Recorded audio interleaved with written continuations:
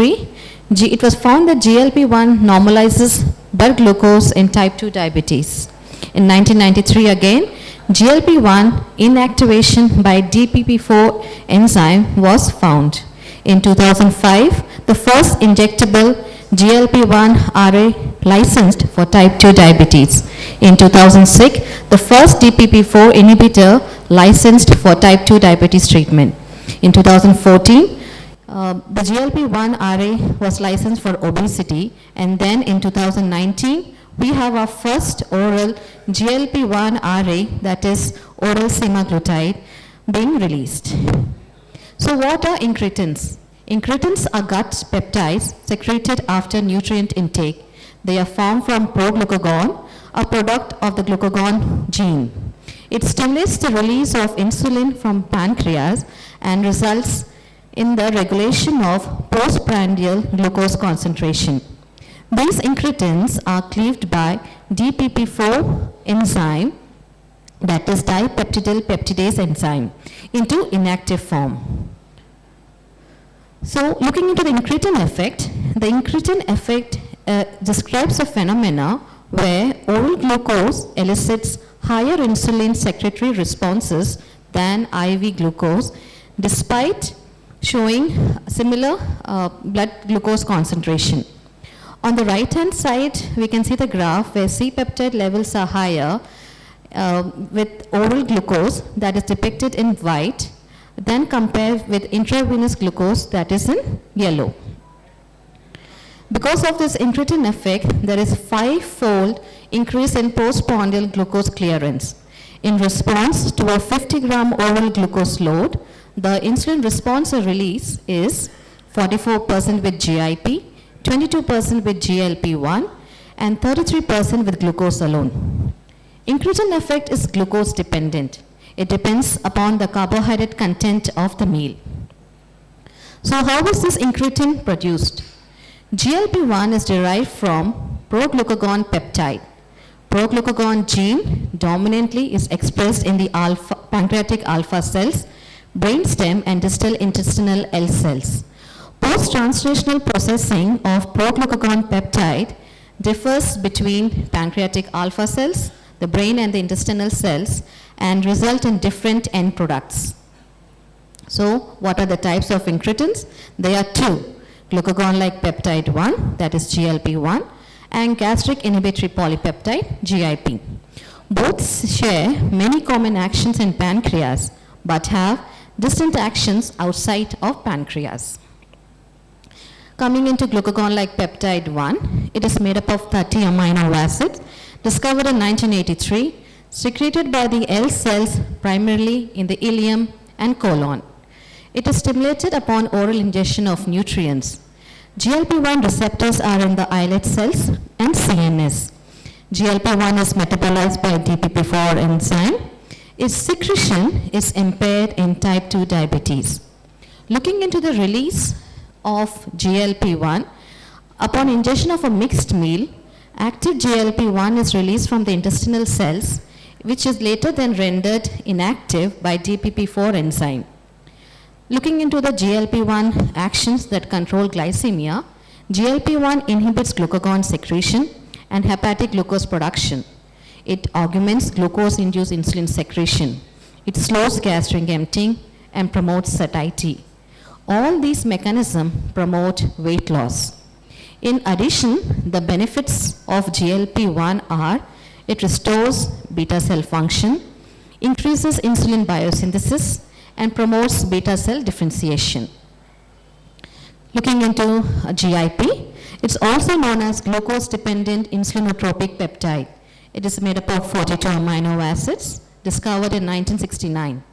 It's secreted from the proximal intestinal case cells, primarily in the duodenum and jejunum. It is also stimulated by oral ingestion of nutrients. It inhibits gastric acid release.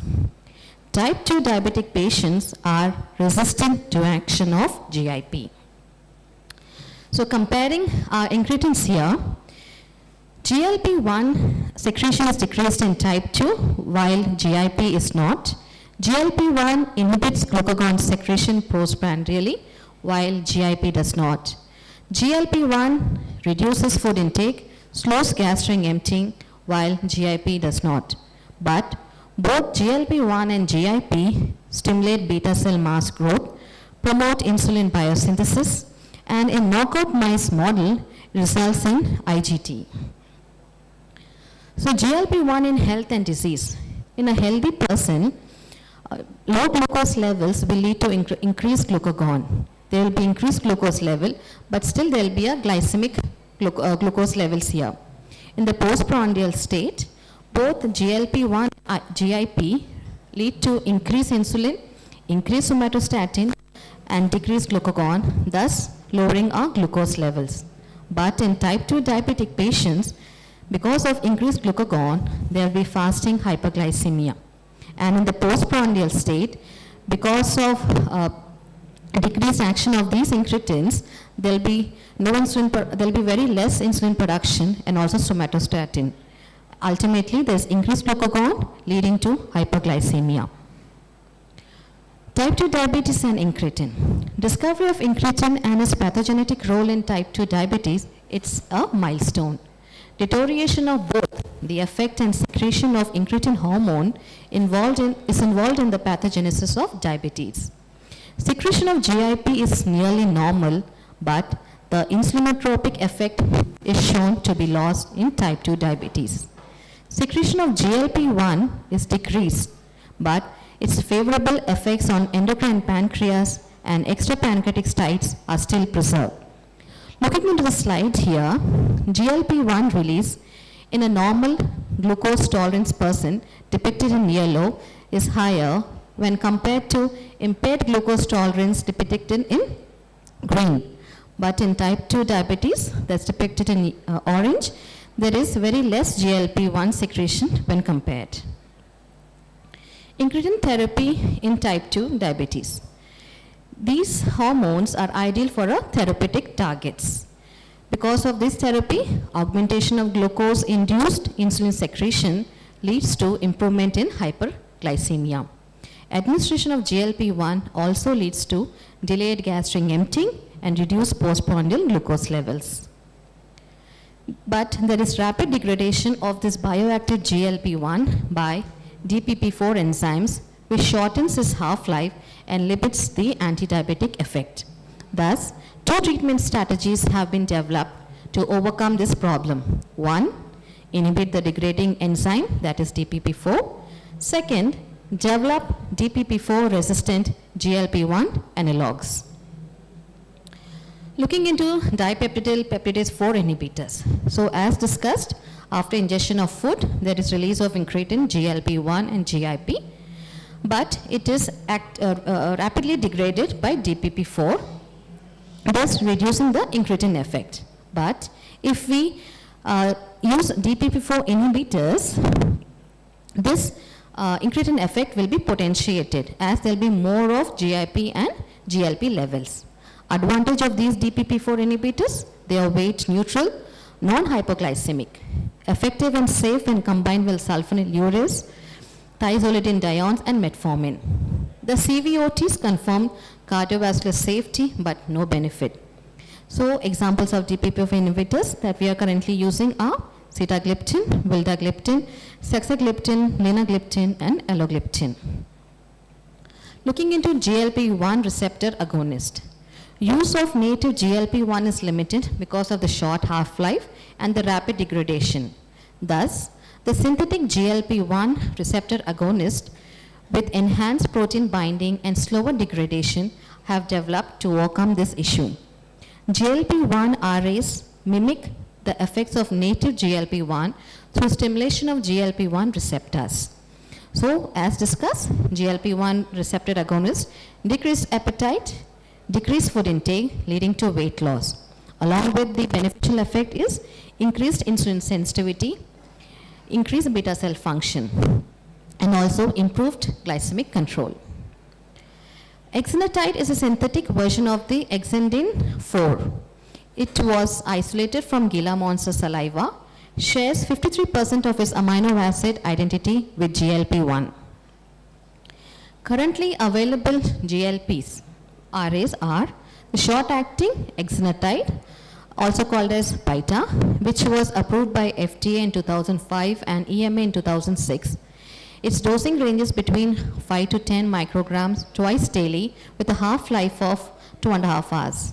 In long-acting, we have liraglutide, also called as Victoza, which was approved by FDA in 2010 and by EMA in 2009. The doses are 0.6 to 1.8 once daily with a half-life of 13 hours. Dulaglutide, that is Trulicitine, was approved by both FDA and EMA in 2014. Dosing are from 0.75 to 1.5 mg once weekly with a half-life of 5 days. Oral semaglutide, that's Rybelsus, was FDA approved in 2019 and EMA in 2020. Its dosing starts from 13 to 14 once daily with a half-life of 1 week.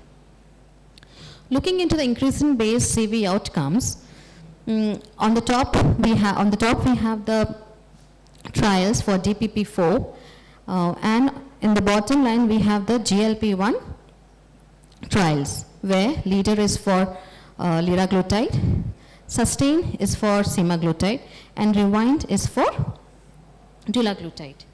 It has been seen there was cardiovascular safety, but no cardiovascular benefit. Coming to the side effects, GLP-1, mainly the gastrointestinal side effects are more, but it's contraindicated and cautiously used in gallbladder diseases, pancreatitis, history of medullary thyroid cancers, and men too. While DPP-4 is well tolerated, but it does produce flu-like symptoms and is contraindicated in pancreatitis and renal insufficiency. The pleiotropic effects of GLP-1 in preclinical and clinical studies have revealed that several cardioprotective effects of GLP-1. Also, there is decreased post-ischemic LV dysfunction. In vitro, there is improved endothelial dysfunction, decreasing the inflammatory markers. And also there is reduced in triglycerides, ApoB protein, and cholesterol levels. GLP-1 is proposed to be a new therapeutic option for neurodegenerative diseases, as neuroprotective effect is shown in animal studies. Here, at our center at AED, we have treated approximately 250 people since 1 year. We have looked at the data of 96 patients who have joined the weight loss program and were treated with GLP-1 RAs, liraglutide, oral semaglutide, and dulaglutide, along with lifestyle modification. Here, 33 patients were treated with liraglutide, out of which 16 had diabetes and 17 were obese normoglycemic, as shown in the pie chart here. Out of 33 patients, 14 could not continue the treatment because of non-affordability. 18 had reached their desired target goals also, although it did not reach our set targets for most of them. Only one patient had reported side effects, although minor side effects may have been present. Maximum number of patients continued treatment for 1 month, as seen on the right top corner box. The mean weight loss in these 27 patients was 3.3 kgs, equivalent to 3.7% of the body weight. So, when someone with a weight of 100 kgs will lose 3.7 kgs in 1 month, according to our data. Similarly, with oral semaglutide, 40 patients were treated, out of which 24 were diabetic and 16 were obese normoglycemic, as in the pie chart here. The mean weight loss for 38 patients was 2.5 kgs, equivalent to 2.8% of the body weight. Out of 40 patients, 38 patients continued treatment between 1 to 4 weeks only. An important point to be noted here is that the most of the patients on oral semaglutide had side effects, mainly nausea and vomiting. Only few had giddiness. Lastly, dulaglutide. 23 patients were treated with dulaglutide, out of which 17 had diabetes and 6 were obese normoglycemic. Out of 23, 8 patients could not continue because of non-affordability, 11 had reached their desired target, and 4 of them had reported side effects. Most of the patients here discontinued after 1 injection due to non-affordability. So, for treatment duration of 1 week, the mean weight loss for 15 patients was 2.2 kgs, equivalent to 2.7% of body weight. We could not look into the glycemic control and HbA1c in these patients because most of the follow-up data was of duration of 1 month. So I conclude, incretin hormones, GLP-1 and GIP are gut hormones secreted after nutrient intake which stimulate insulin secretion and responsible for incretin effect. In patients with type 2 DM, incretin effect is diminished or no longer present. GLP-1 in addition has multiple effects, that is reduction in appetite and food intake leading to weight loss in long term. Incretin-based therapies have led to a paradigm change in type 2 diabetes management. Results from COT have shown that some GLP-1 RAs provide CV benefit, specifically indicated for reduction of CV risk in type 2 DM and establish ASCVD. Thank you.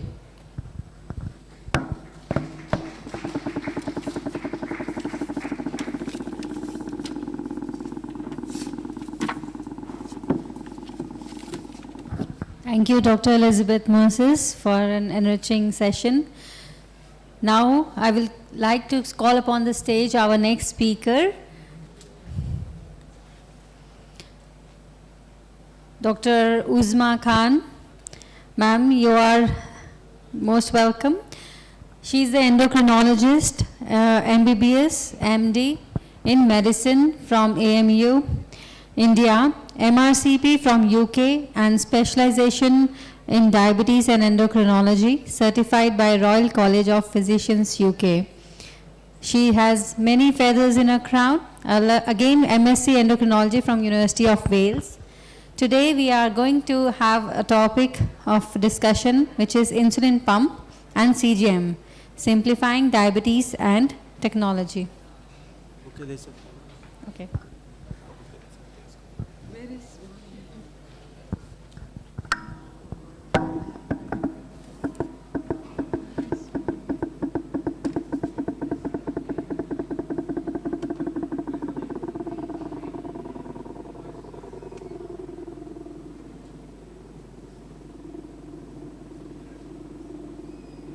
Good evening, everyone. Thank you, Dr. Sumedha, for the kind introduction. Am I audible at the back? Am I audible at the back?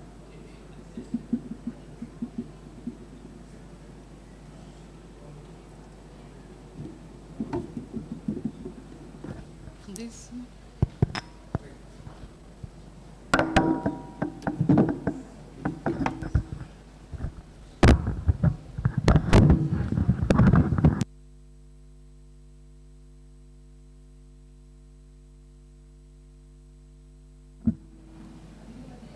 Am I audible at the back now? Must be.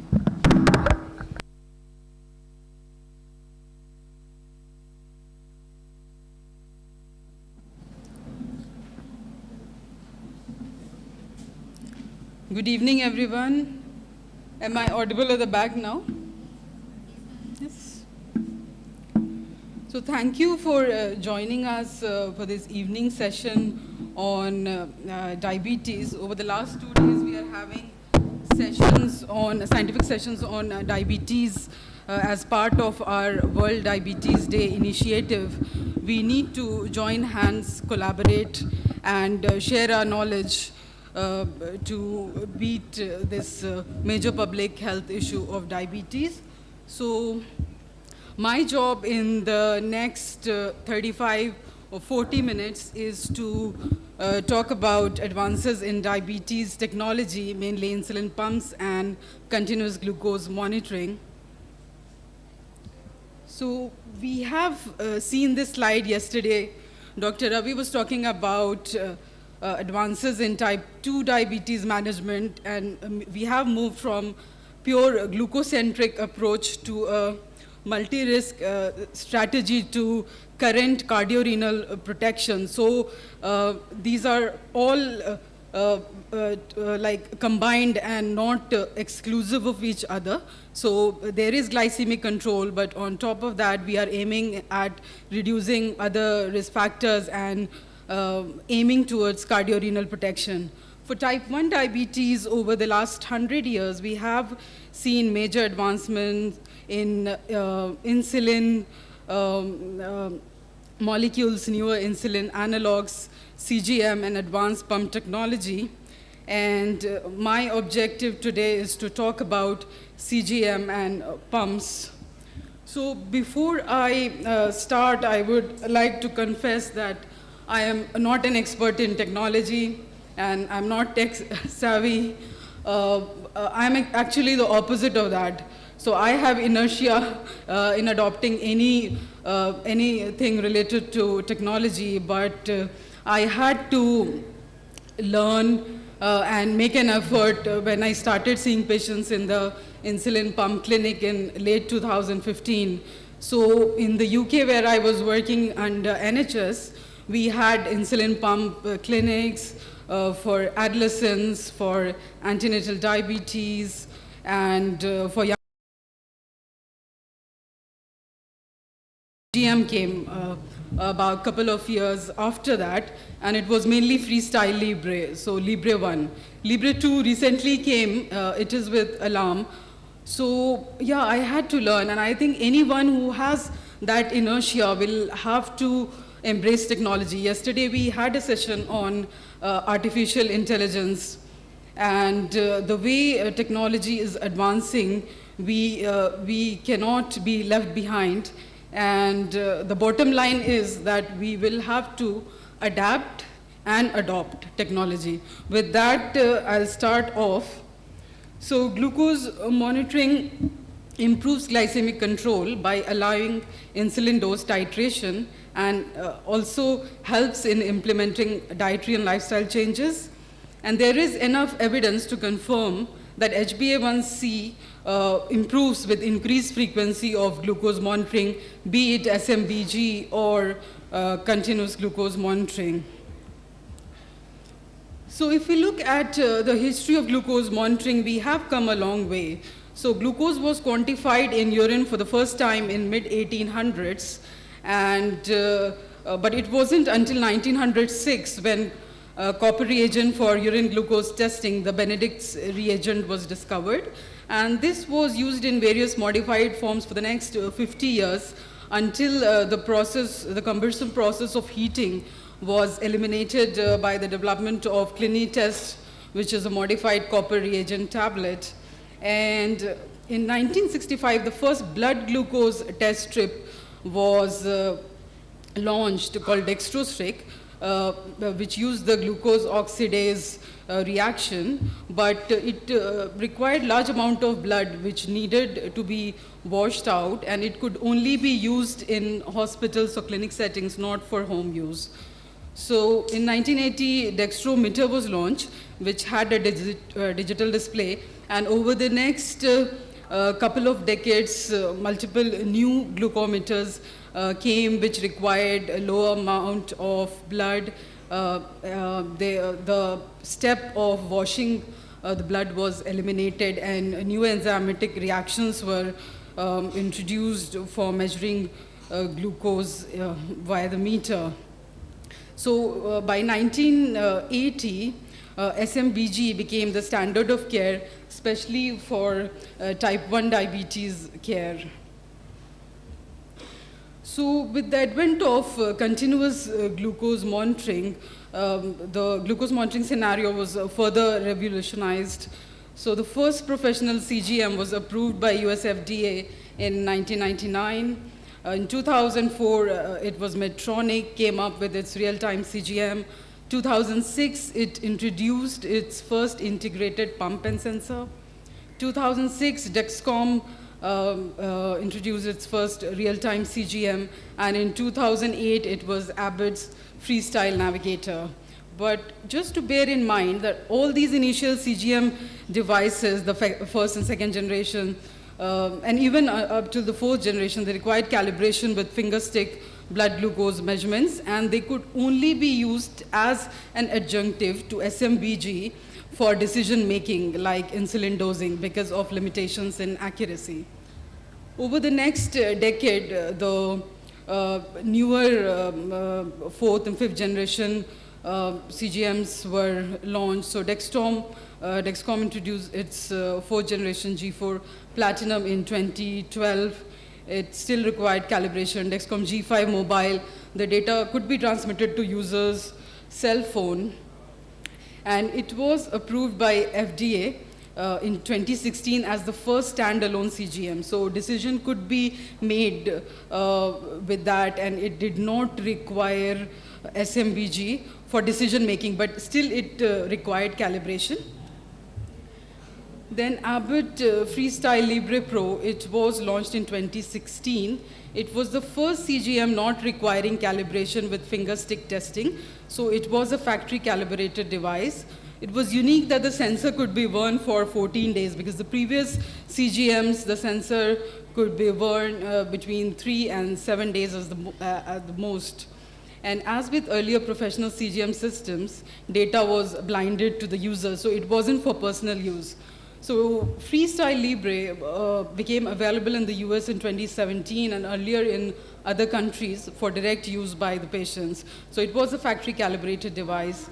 And Dexcom G6, which is the latest by Dexcom, was introduced in 2018. It is the first factory calibrated real-time CGM, because Abbott's Freestyle Libre is intermittently scanned CGM.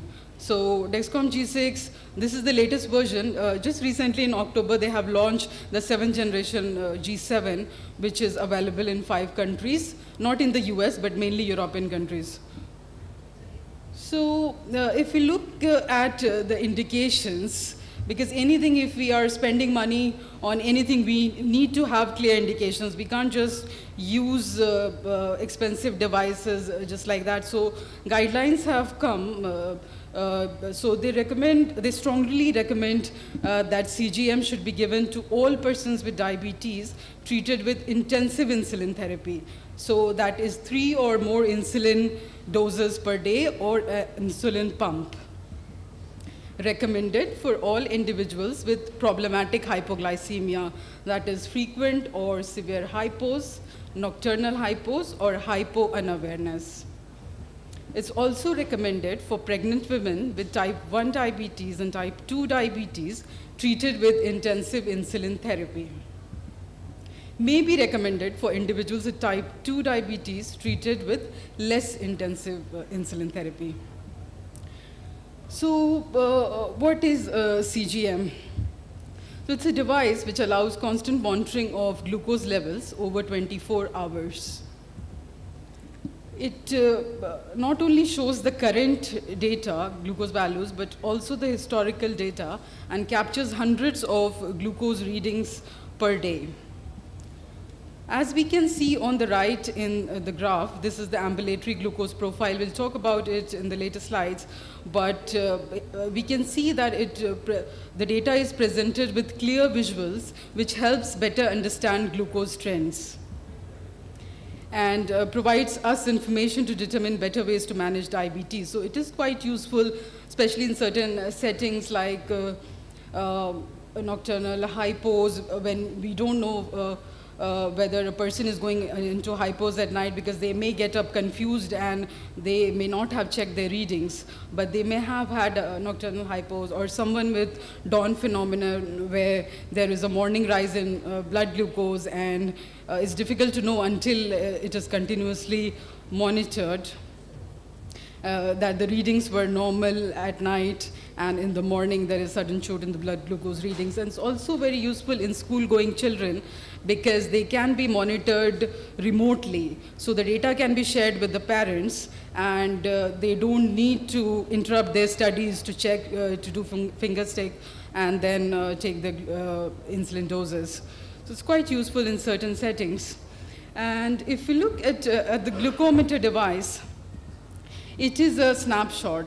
It tells us what the glucose reading is exactly at that moment, but it does not connect the dots where the readings were or where they are going.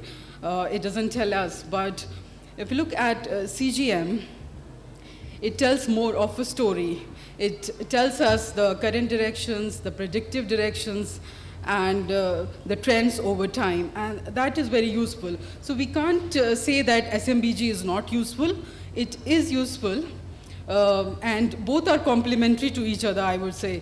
CGM tells us gives us a bigger picture so that we can identify issues.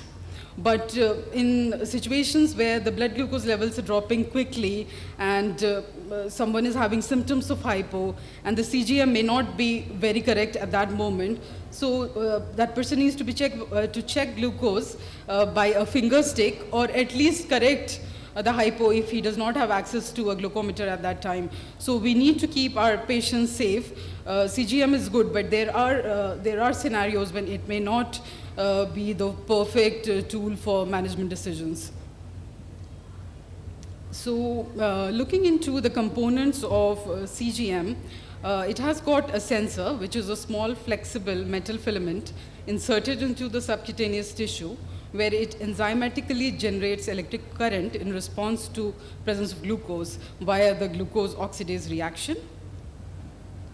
It's connected, the transmitter is connected to the sensor, and the transmitter is worn on the surface of the body, mainly the arm and the abdomen, and it samples electric current produced by the sensor and converts it into glucose reading using an algorithm. So just bear in mind that when it converts the electric current to the glucose reading using an algorithm, there is a technical delay. So we'll talk about the physiological delay, but there is a technical delay of about a few minutes. So it needs that time to convert that electric current into glucose readings. And then the third thing is the receiver. So it receives glucose data from the transmitter and displays the reading every 1 to 5 minutes, depending on which kind of CGM it is. And in some cases, the receiver is patient's mobile device. So there isn't a separate reader, it's just the mobile app.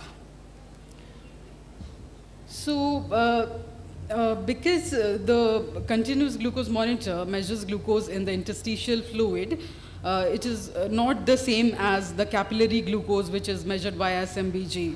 So all the manufacturers, they use algorithms that predict blood glucose values, typically the capillary blood glucose values and not venous blood values from the CGM values.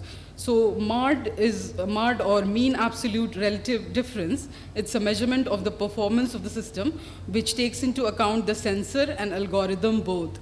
So if you look at the graph on the right, how they calculate the MARD. So it's the tracing of CGM, blue tracing over 24 hours, and then at a different point in time over the 24 hours, they also check the capillary glucose, and then they calculate the MARD from it. So the MARD has come a long way. So with the first generation sensors in 2000, the MARD was 25%. So the higher the MARD, the lower the accuracy. So over next decade, the MARD the value started to come down, and now with the fifth and sixth generation sensors, the MARD is as low as 9%, somewhere between 9 and 11% for most of the CGM devices now. But it does not take into account the physiological delay we'll talk about.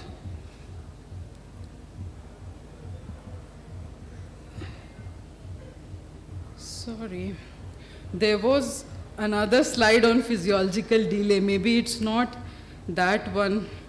Anyway, so, sorry, that slide is missing. It was about the physiological delay. So if we think about, there was a diagram as well, so it shows that if we think about a roller coaster and the front car is the blood glucose and the back car is the sensor glucose value. So when the roller coaster is on the upright, so when the blood glucose is rising, the blood glucose is higher and the sensor glucose is lower. But when the same roller coaster is coming down, then the blood glucose would be lower than the sensor glucose. So there will always be that slight lag. With the latest generation, it's around 5 to 7 minutes, the physiological lag between the interstitial fluid and the blood.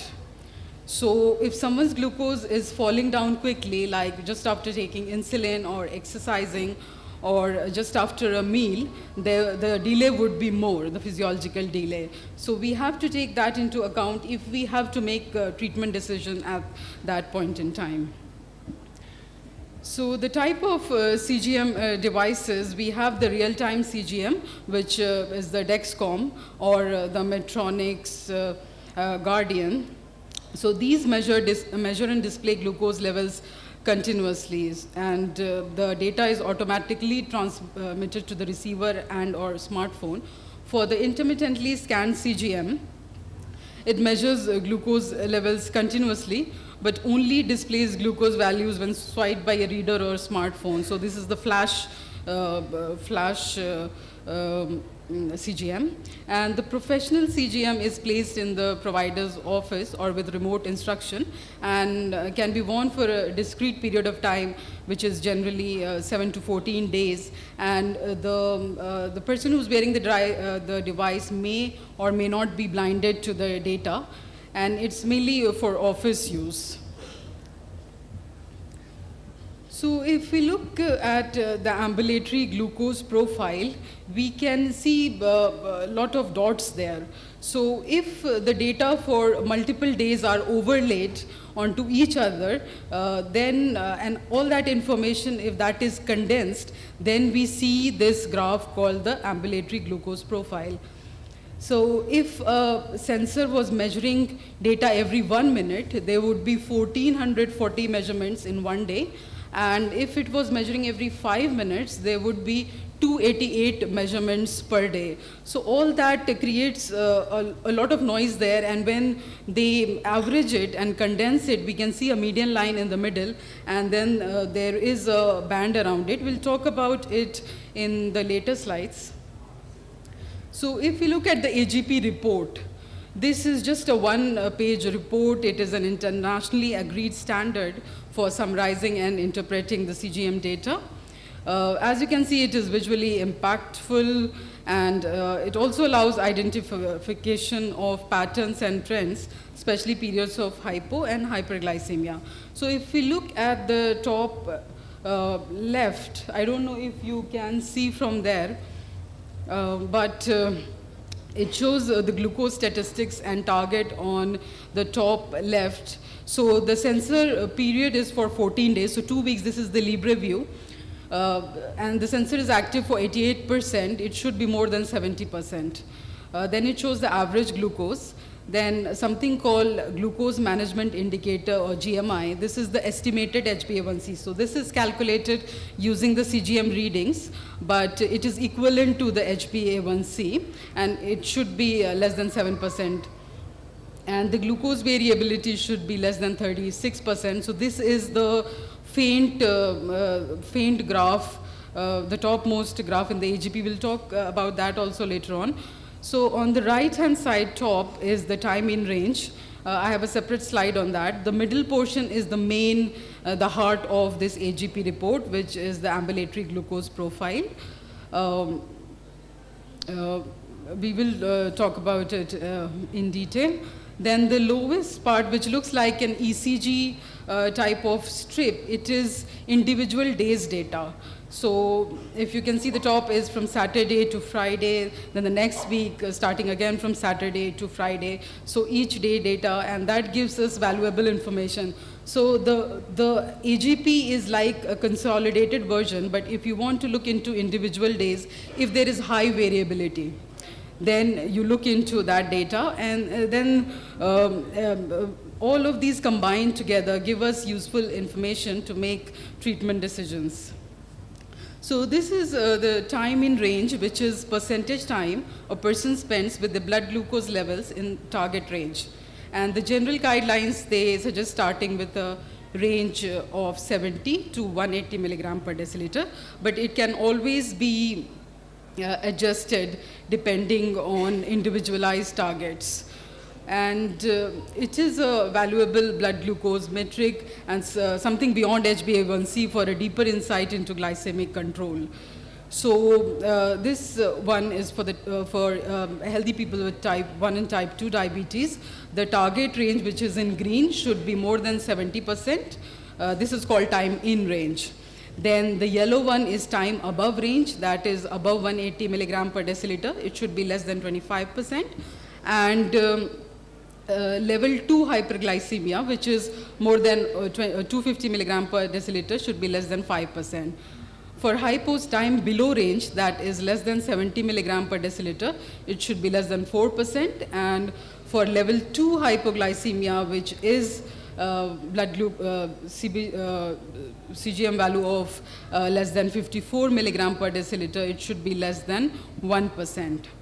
And if we look at the individualized target, the first one we have already discussed. The second one is for older or higher risk type 1, type 2 diabetes patients. So the target is relaxed here. So the target range should be, time in range should be more than 50%, and time above range, that is level 1 hyperglycemia, should be less than 50%. And level 2 hyperglycemia, which is above 250 milligram per deciliter, should be less than 10%. And the hypos should be much less. So the target for time below range for level 1 and level 2 hypoglycemia is less than 1%.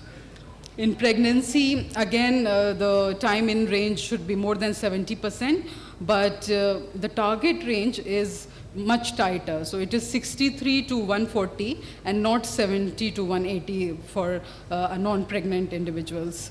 So that is the difference. And for someone with gestational type 2 diabetes who are being treated with insulin, their target range should be more than 90% time in range.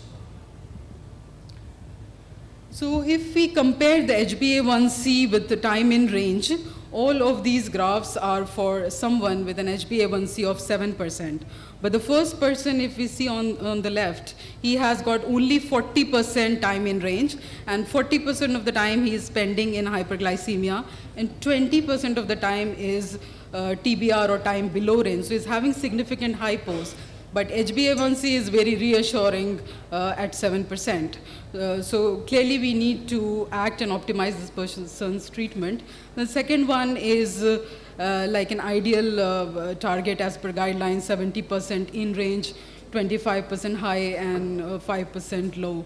The third graph is 100% time in range, which we would want, but it's very, very difficult to achieve in someone who is on intensive insulin therapy. So the daily glycemic exertions, these excursions contribute to the risk of hypo and hyperglycemia, and these are linked to the development of micro and macrovascular complications in diabetes, and that's why time in range has become an important metric more than HbA1c, especially for people who are on intensive insulin therapy.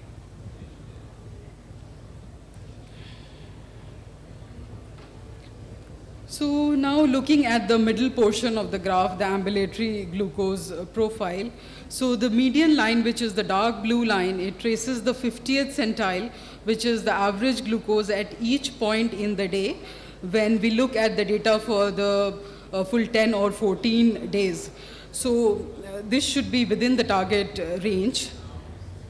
Then there is interquartile range between the 25th and 75th percentile, and the darker blue band you can see there, it contains 50% of the readings, and it should be as narrow as possible and within the target glucose range. And the third one is the interdecile range between the 10th and 90th percentile, and the band is a light gray band. and a wider band is the result of high variability in glucose. So these readings are out of ordinary. These readings don't occur every day. So something is happening on some days of the week where the person is doing something different, which is causing this glucose variability, and we need to look into individual days data and look at their lifestyle and try to optimize treatment taking into account the issue. It could be they may be going for a marathon, or it could be just having too much of alcohol, or it could be, so the glucose variability is not a consistent thing. And the two parallel lines which we are seeing between 70 and 180, this is the target glucose range where most of the data should be. Most of the reading of the CGM should be. So glycemic variability, they use a calculation called coefficient of variation, and it should be less than 36%. And the lower the coefficient of variation, the lower the risk of hypos.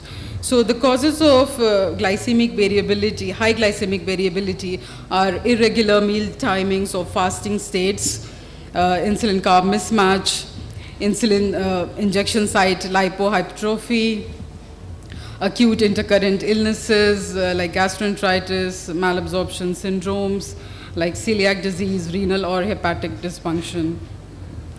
So there's something called trend arrows, which is used in real time, and it is for people who are using pump on a regular basis and they are already aware of things like carb counting and how to adjust doses and things like that before they start looking into the trend arrows, because it is an advanced function of the device, and it can be used in real time to predict low or high readings and accordingly make some changes either to their meals or to the insulin doses. So the trend arrows indicate rate of change of glucose. So it's stated in milligram per deciliter per minute. So if the ROC is 2 milligram per deciliter per minute, that means that the blood glucose will change by 60 milligram per deciliter in the next 30 minutes. So if you look at the table, in the middle is the horizontal trend arrow that shows that the glucose level is changing slowly and the ROC is less than 1 milligram per deciliter per minute. So this person can be, doesn't need to do anything because the glucose levels are stable. But if the glucose level is rising quickly, the ROC would be more than 2 milligram per deciliter per minute. That is, the reading would increase by 60 milligram per deciliter in the next 30 minutes. So accordingly, if his reading is already 250 and he is seeing that it is rising quickly, he can take a correction dose of insulin, making sure that he has not, over the last 2 hours already taken a dose. And and then there is a slant arrow, so the glucose level is rising but not as quickly. Then again, similarly, the downward trend arrow, the vertical downward arrow, that shows that the glucose value is falling quickly. So more than 2 milligram per deciliter per minute, so it will fall by 60 milligram per deciliter per minute in the next 30 minutes. So if the reading is 100 milligram per deciliter per minute, then he would know that after half an hour he is going to land into hypo and the reading would be only 40 milligram per deciliter. So he will have some carbs to avoid that hypoglycemia. But again, to reiterate that when the readings are changing very quickly, then it is important to check by the SMBG glucose stick. These things are more useful to look as a trend rather than a spot decision making thing. So if someone is seeing that the level was like slanting and now it is straight up, so the trend is more useful when we are using CGM rather than just one value. So it is for someone who is very motivated and good with technology, not for everyone to use. Now, everything has their drawbacks and there's some barriers to their use, so cost is one factor. I think we have Libre here, which would, the reader would cost around 5,000, I think, and the sensor again would be 5,000, and it is like 2 weekly sensors, so in a month they would have to change twice, so it would be 10,000 per month, and that is for the intermittently scanned. And for the real-time CGM, it would be somewhere around 2 to 2.5 times more than that, but hopefully the cost would come down as we have more competition, hopefully. Then accuracy is something we have talked about. Recently the accuracy is much better with MARD value between 9 and 11%. But there is that physiological lag we have to take into account. Then adhesive issues, especially in hot, humid climate, the sensor can come off. I have a slide on that just to show what can be done for that. Then contact dermatitis, someone can develop irritant or allergic dermatitis, so they just need to change the site and apply some topical treatment. Then there's something called data overload. So extra information, like if someone wears a sensor and starts scanning all the time or looking at the data, they may get overwhelmed. So what we do, that we ask them to just wear it for initial 2-3 days or for the first 2 weeks of the sensor. We just see what the trends are, but don't act on the readings. Then people can overreact to the data. So as I was saying, that the readings go up, but eventually they come down. So if someone is saying that the reading is going down and he has already taken insulin, say 1 hour before, and again injects, then he can cause insulin stacking and hypoglycemia later on. Then something called alarm fatigue. We don't have Libre with alarm here in India.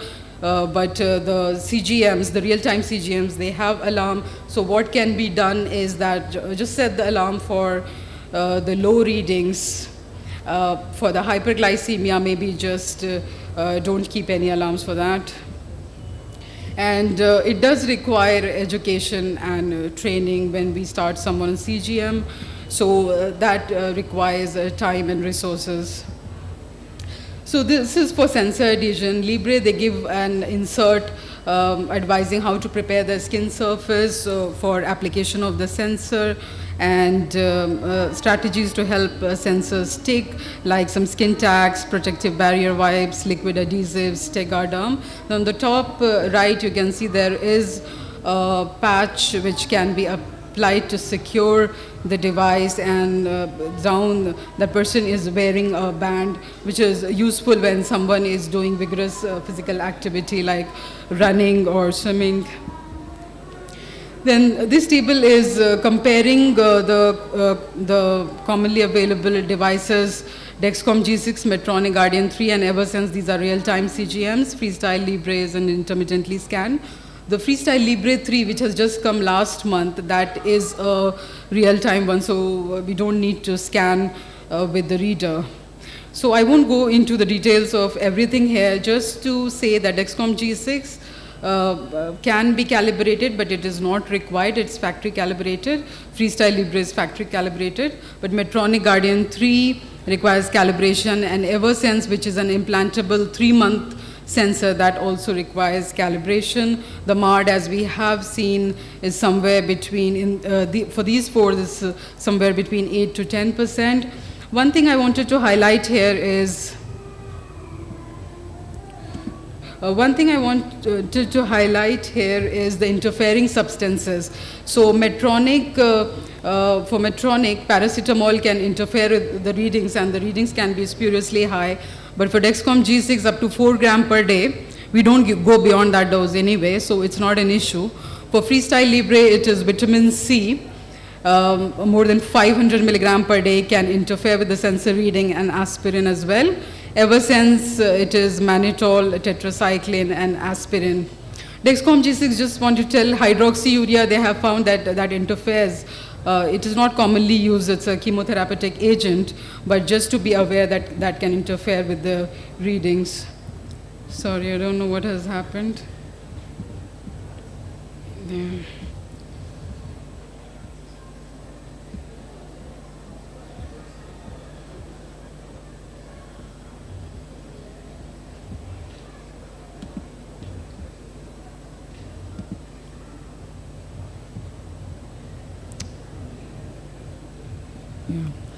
So this is just an example. I don't know if I have enough time because I have to go through the insulin pumps as well. But this graph shows a person has hypoglycemia. So 10%, if you look at the time in range on the top, only 46% readings are time in range, 44% is time above range, and almost 10% is time below range. And if you look at the AGP, somewhere between 1 a.m. in the night and 9 a.m. in the morning, this person has the red sort of thing, which is time below range or hypoglycemia. And if we look into individual days graphs, Sunday, Tuesday, Wednesday, Thursday, Saturday, first week, second week again, Sunday, Tuesday, Wednesday, he's going into hypo. So I don't know what's happening here with my... So what's happening here is either the basal dose is quite high and he's going into nighttime hypo, so we need to fix that until unless he's snacking at night and taking too much of insulin or correcting at night and overcorrecting. So if those are not the cases, then it is hypo because of the basal dose, and the basal dose would need to be reduced. So hypoglycemia is the first thing which we tackle once we see such graph, and later on we can, if we are going to see that person in couple of weeks, we can deal with the hyperglycemia later on, as we can see that after around 5 p.m. the readings are continuously high until he goes into hypo. So we need to address that maybe on that visit if he is going to come after a long time. Otherwise we can deal with it, and maybe teleconsultation may be useful for these people. So evidence base, I won't go into the detail, but there is clear evidence, RCT comparing SMBG and real-time CGM, lowers A1C, reduces time spent in hypo, reduces time spent in hyperglycemia, significant reduction diabetes-related distress. That was Diamond, Gold trial, similar results. These were like 24 weeks and 6 months crossover. Gold was a 6-month crossover trial. The 2020 real world study with 3 years of data, the Commissaire trial, that also showed similar findings. For intermittently scanned CGM, impact trial was done on type 1 diabetes, replaced on type 2, comparing FLASH and SMBG. Interestingly, it did not show any significant differences in HbA1c, but did reduce time spent in hypoglycemia and improve treatment satisfaction. So with that, I will change tracks and move on to insulin pumps. I just have some water.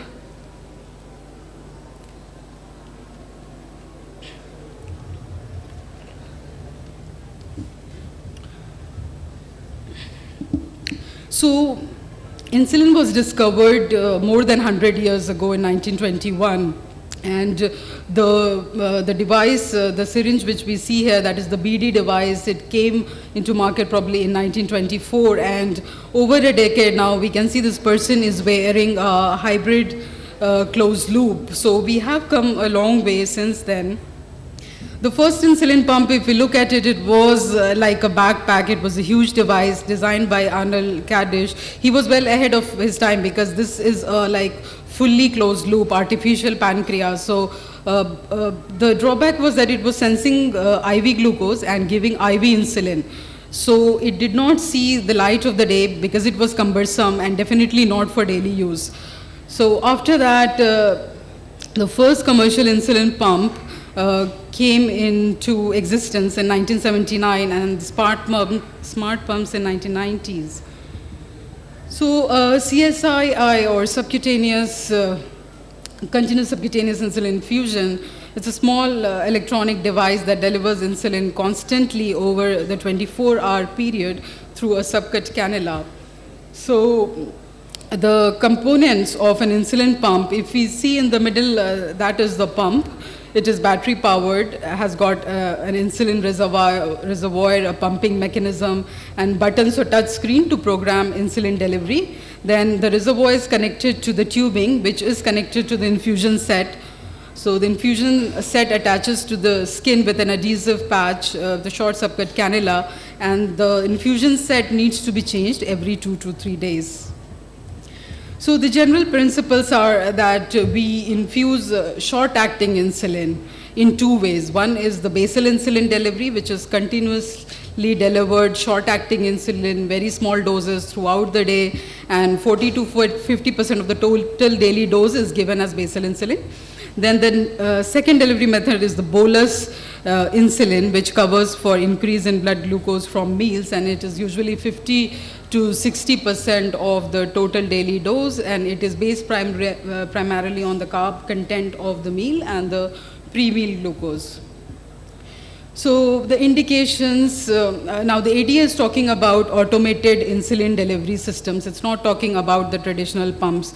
So now they advise that each pump has to have an integrated CGM with it and an algorithm as well. So they're advising these AIDs should be offered for diabetes management to youth and adults with type 1 diabetes and other types of insulin deficient diabetes who are capable of using the device safely. So the pumps, they need a lot of motivation, a lot of commitment. So it's not for everyone to use. It's just a delivery device.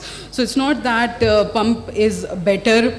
The current pumps are better than MDI, but they are definitely better for selected individuals. We'll talk about that later on.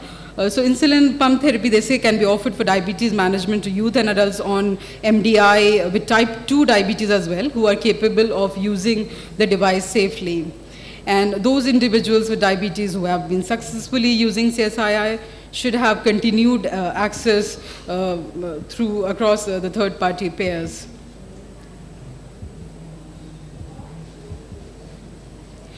So coming to the basal insulin delivery, so goal of basal insulin is to keep the blood glucose steady in fasting state and ideally within a 30 milligram per deciliter range, such as 90 to 120 milligram per deciliter.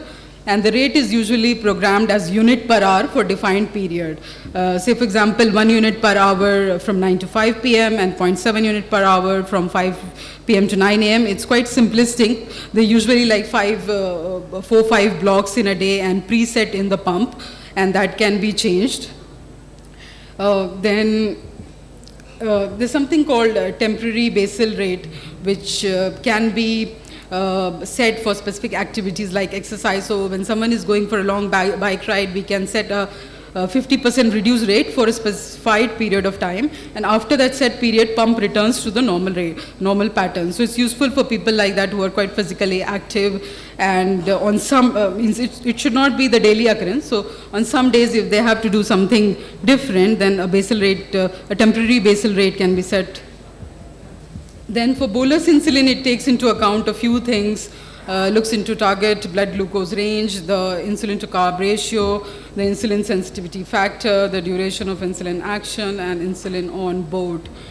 So the target blood glucose range, it could be a single target for 24 hours, or it could be a range or different targets for different times of the day. The reason a target range is set is to give correction insulin doses. So if someone's target is 100 and when the person is going to bolus, at that time if the reading is 175, there needs to be a correction for the higher glucose value. So 175 minus 100 would be 75 milligram per deciliter. So he needs that extra insulin. And how much insulin to give depends on insulin sensitivity factor. So the blood glucose levels reduced by 1 unit is the ISF. So if 1 unit reduces blood glucose by 25 milligram per deciliter, the ISF is 1:25, and the calculation is 1800 divided by TDD. For more insulin resistant people, or if we were using the older insulin like Actrapid, then it would be 1500 divided by TDD. TDD is the total daily dose. And for that person in the previous example, we needed to reduce his glucose by 75. So if he has an ISF of 1:25, he will have, he needs 3 units extra on top of the pre-meal bolus. So different ISFs can be pre-programmed. So that is the beauty of the pump, that different settings can be done. Different ISFs, so many people are more insulin resistant in the morning, so they would have a higher ISF set for morning. Then coming to the insulin to carbohydrate ratio, so the number of grams of carbohydrates required to cover to be covered by 1 unit of insulin. So if someone's ICR is 1:10, he requires 1 unit of insulin for 10 gram of carbs. So if the meal contains 30 gram carbs, it would be 3 unit of insulin, and on top of that, it would be the 3 unit correction dose that person required. So the pump would bolus 6 units for that person, and there is something else, we'll talk about that. So this ICR is calculated using a formula 500 by TDD, but now they have come for a more tighter ICR, so 300 divided by TDD in the morning and 400 divided by TDD for lunch and dinner. But at a starting point, 500 divided by total daily dose is okay. It is a relaxed sort of target there. So there's something called duration of insulin action. So when a bolus is given, and that start when the bolus is given, and at the time when the bolus is no longer lowering the blood glucose level, that is the insulin action time. And with that, we can calculate the insulin on board. Because if we are going to give 6 units insulin and already there is some insulin in the system, and if total 6 units is given, that person can have stacking, insulin stacking and hypo later on. So the pump would automatically reduce that IOB from the dose. So most of the newer pumps, they have a smart bolus calculator. So the person just has to put the number of carbs he is eating, and the other calculation, if we set the ICR, the ISF, that has to be set initially, and during consultation we always check whether this ICR is okay or not, or this ISF is okay or not, looking into their CGM values. So once that is set, just putting the carbohydrate content of the meal and press the bolus function, the pump will give that bolus. So the benefits of the pump is increased flexibility. The basal rate can be tailored according to their lifestyle, because people who are very active, their basal rate would be much less. Precise doses can be given with smaller adjustments. So basal can be increased or reduced by as low as 0.025 units per hour, and bolus can be increased by 0.1 or reduced by 0.1 unit.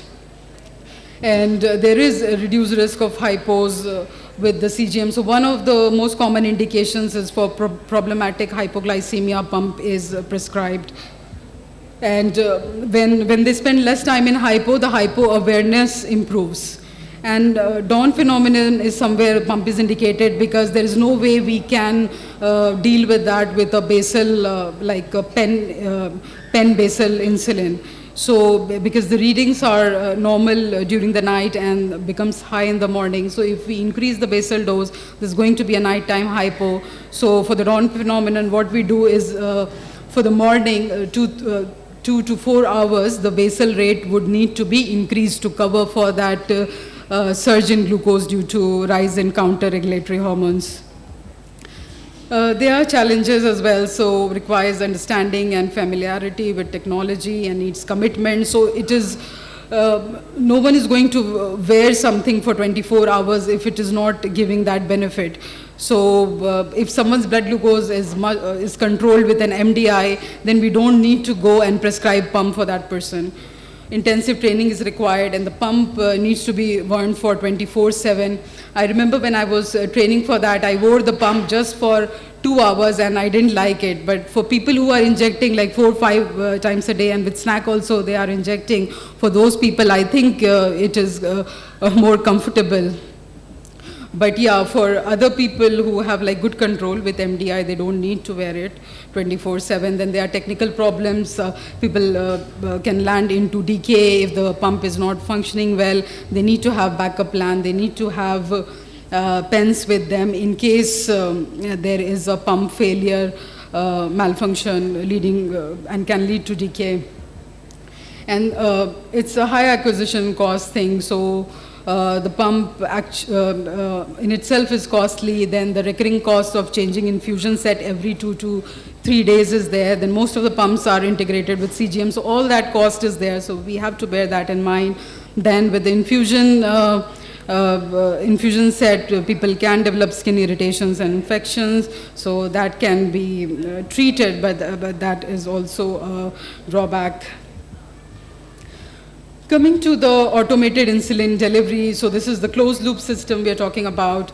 So the AID system increases and decreases insulin delivery automatically based on the sensor-derived glucose levels. So apart from the pump and integrated sensor, there is an algorithm that determines insulin delivery. So when the readings are going up or down, the algorithm automatically adjusts the basal doses and sometimes gives correction doses of insulin as well. So the evidence is there that AID systems reduce A1C levels, improve time in range, lower the risk of exercise-related hypos, and may have psychosocial benefits, and especially useful in certain physiological, pathological, and behavioral situations. Like in pregnant women where we need tight control, very young children where they can't manage the pump, the traditional pumps on their own, and it's very difficult for the parents to do it throughout the night for them. So if an AID is there, it takes care of everything. So AID takes care of everything except the bolus. The carb content of the meal still needs to be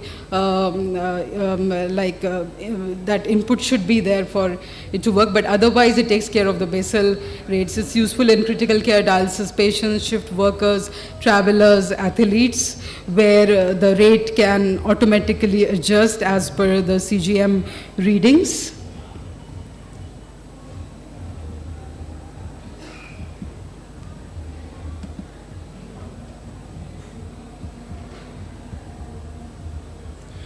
So, low glucose suspend systems, they are a form of closed loop. They are the simplest form of closed loop system. They came first. So they have an integrated glucose sensor and an insulin pump. And these systems, they automatically suspend insulin infusion when glucose level falls below a certain threshold. So this was before the hybrid closed loop.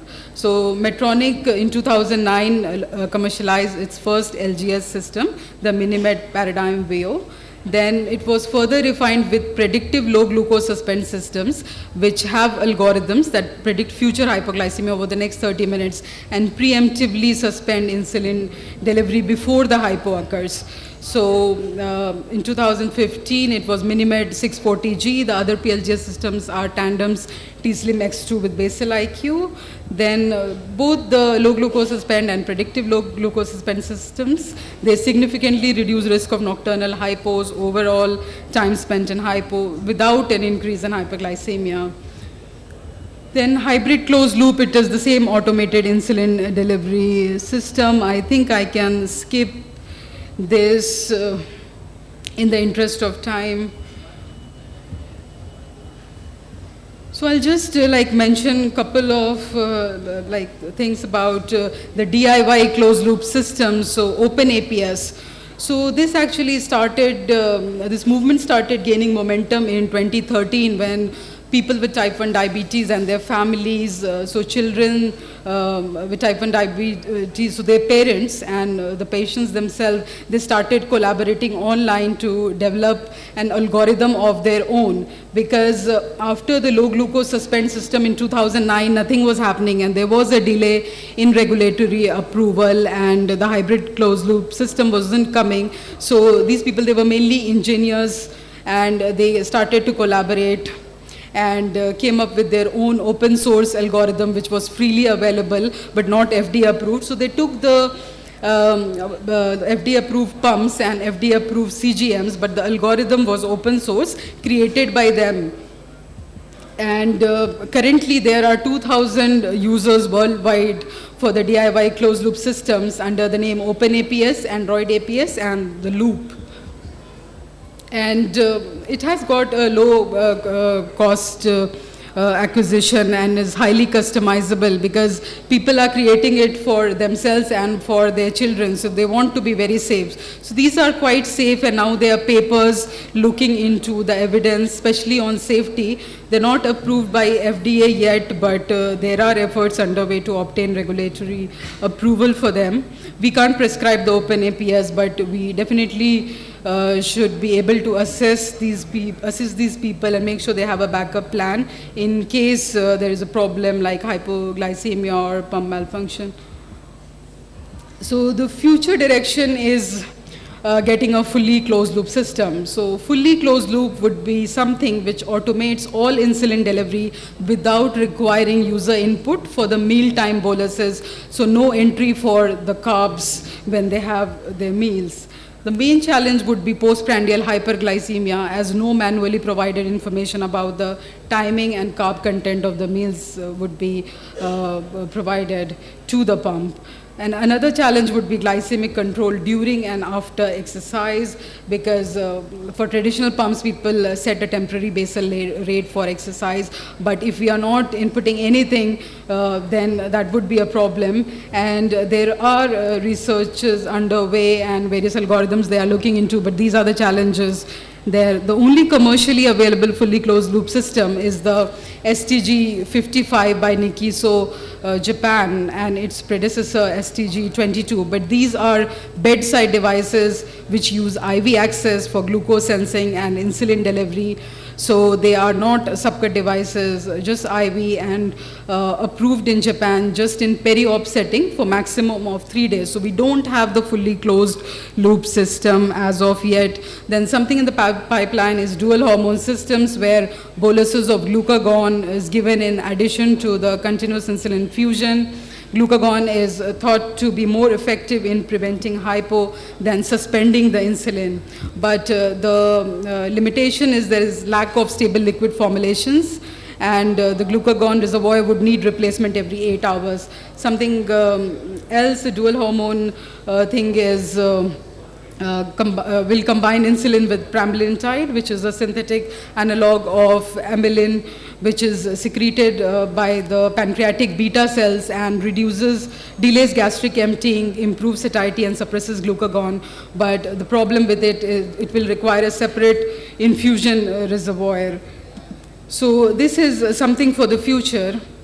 Now I'll conclude by saying that it is 100 years since we have discovered insulin, and there has been major paradigm shifts in diabetes management and diabetes technology, both for type 1 and type 2 diabetes. And glucose monitoring has evolved from urine testing to blood glucose testing to continuous glucose monitoring. And the current CGM systems, they are minimally invasive with improved accuracy. As we have seen, the MARD has come down, but just ensuring that MARD is low is not going to be enough. We also need to cut down on the physiological delay, which is still 5 to 7 minutes with the latest sensors. But the evidence so far we have on these CGMs, it supports their use, and the evidence is vast and unequivocal. And the CGMs have revolutionized the way diabetes is managed, especially in developed countries. And the time in range has emerged as a valuable blood glucose metric beyond HbA1c, and it's linked to macrovascular complications, especially in people treated with intensive insulin regimen. We should not be taken away, or we should not be satisfied seeing an HbA1c of 7%, as we have seen in one of the slides.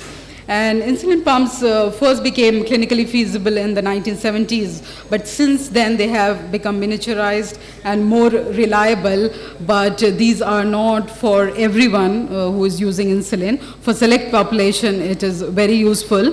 Until unless we get an artificial pancreas where it does all of the job and the person does not have to worry about anything, until then I think MDI is a good option whose blood glucose is well controlled. So a fully closed loop system which automates all insulin delivery is not yet realized in clinical practice, but I think we are closer to closing the loop.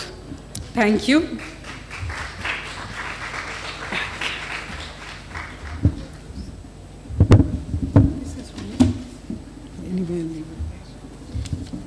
Thank you, Dr. Uzma Khan, ma'am, for throwing light on the newly advancements in technology in that format.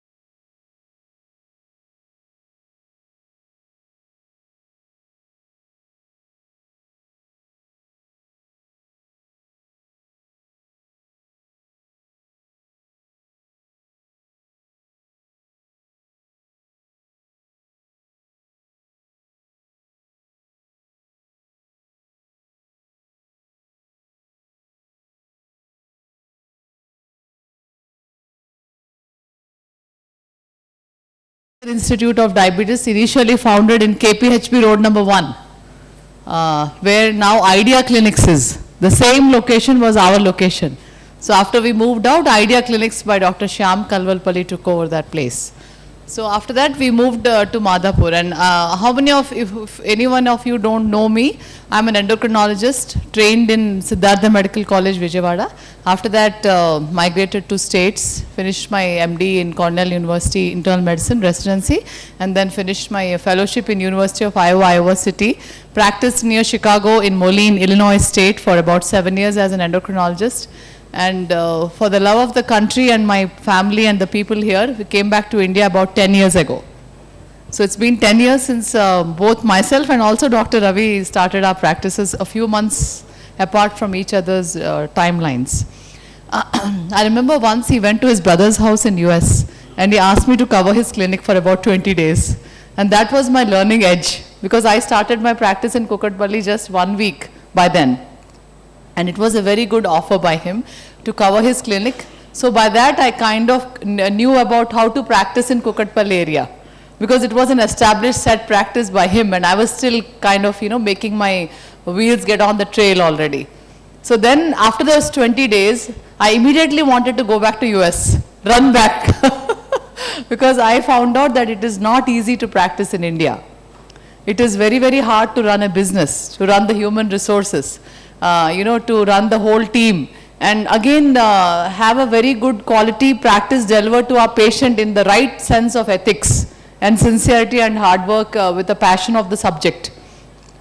Because it seemed like a business here in terms of money and it seemed like as though I'm running a small shop rather than practicing. So that day I decided either I go back or I stay here and do what I want to do, how I want to do, whether patients come to me or not. So in this whole process, it was a challenge. It was a challenge to stay in India for 10 years because along with me another 2-3 American board certified endocrinologists came over to Hyderabad and they tried it for a couple of years and all of them returned back. Somehow I survived because it was a passion of what I wanted to do, the way I wanted to do. So this is the same thing I would convey to my colleagues, seniors and juniors also, to stick to the guidelines of your practice, the ethics of your practice, the knowledge base, and what our patient gets is the best, finally. So with that note, I'll go over my talk on gestational diabetes hopefully in 15 minutes. I want to wrap up. I want to say that gestational diabetes is a very important business that we go through. How many of you actually take care of gestational diabetes here in the crowd here, please? Raise your hands. I myself do a lot. Many of you are. You have any doubts about gestational diabetes? Are you successfully taking care of your patients with gestational diabetes? Or do you have any particular questions, burning questions which you want me to address tonight? If you do, please feel free to stand up and ask me the question. So I'll go about answering those particular questions for you. Think about your question, stop me and ask your question. In the meantime, I'll just say that gestational diabetes is a lot now in India. About 15 to 30% of our women with pregnancy are having diabetes, mostly gestational diabetes. Out of that 15 to 20%, at least half of them already have diabetes type 2 or type 1, which does not come into this particular category of gestational diabetes. I'm discussing only gestational diabetes, not type 1 or type 2 complicated with pregnancy. So whatever is diagnosed only in pregnancy, either in the second or third trimester, without having a clear overt diabetes prior to pregnancy is called gestational diabetes. And we need to start screening for gestational diabetes way ahead, not wait for second and third trimesters anymore, because this is becoming more and more common in India. About 50% of the pregnant women worldwide seems to be having gestational diabetes. And the rate has been increasing now, gestational diabetes, about 3.8 to 21%. More of the urban population, especially in the southern cities such as Chennai, Bangalore, and Hyderabad are kind of capitals of diabetes in India, especially gestational diabetes as well. So this is just about 22 million diabetes patients between 20 to 39 years were found to have gestational diabetes out of the so many millions of diabetic patients we have over the world. And 54 million women with IGT or pre-diabetes with potential to develop gestational diabetes is between 20 to 39 years age group also, which is a huge number. Now there's another entity called pre-GDM, not just GDM but pre-GDM. So we need to find out the risk factors. We all know that growing age, obesity, family history, history of polycystic ovarian syndrome, hypertension in the patient already, or and ethnicity. Some people are more at risk for having gestational diabetes, which is Southeast Asian genes, including the Mexican, South Mediterranean genes also, and a strong family history, of course. And sedentary lifestyle, toxic lifestyle, all those deadline-driven jobs, professional, requirements that they have, everything puts them at risk of having gestational diabetes. Why do they have it?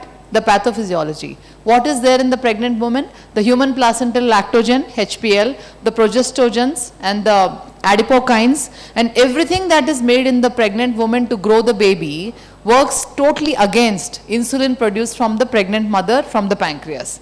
It works against the whole insulin pathway. Everything works like cortisol basically, which is against insulin. Anti-insulin phenomena runs in pregnant woman's bloodstream. So her insulin is not a good quality because everything is driving it against. So insulin takes a drive upstream.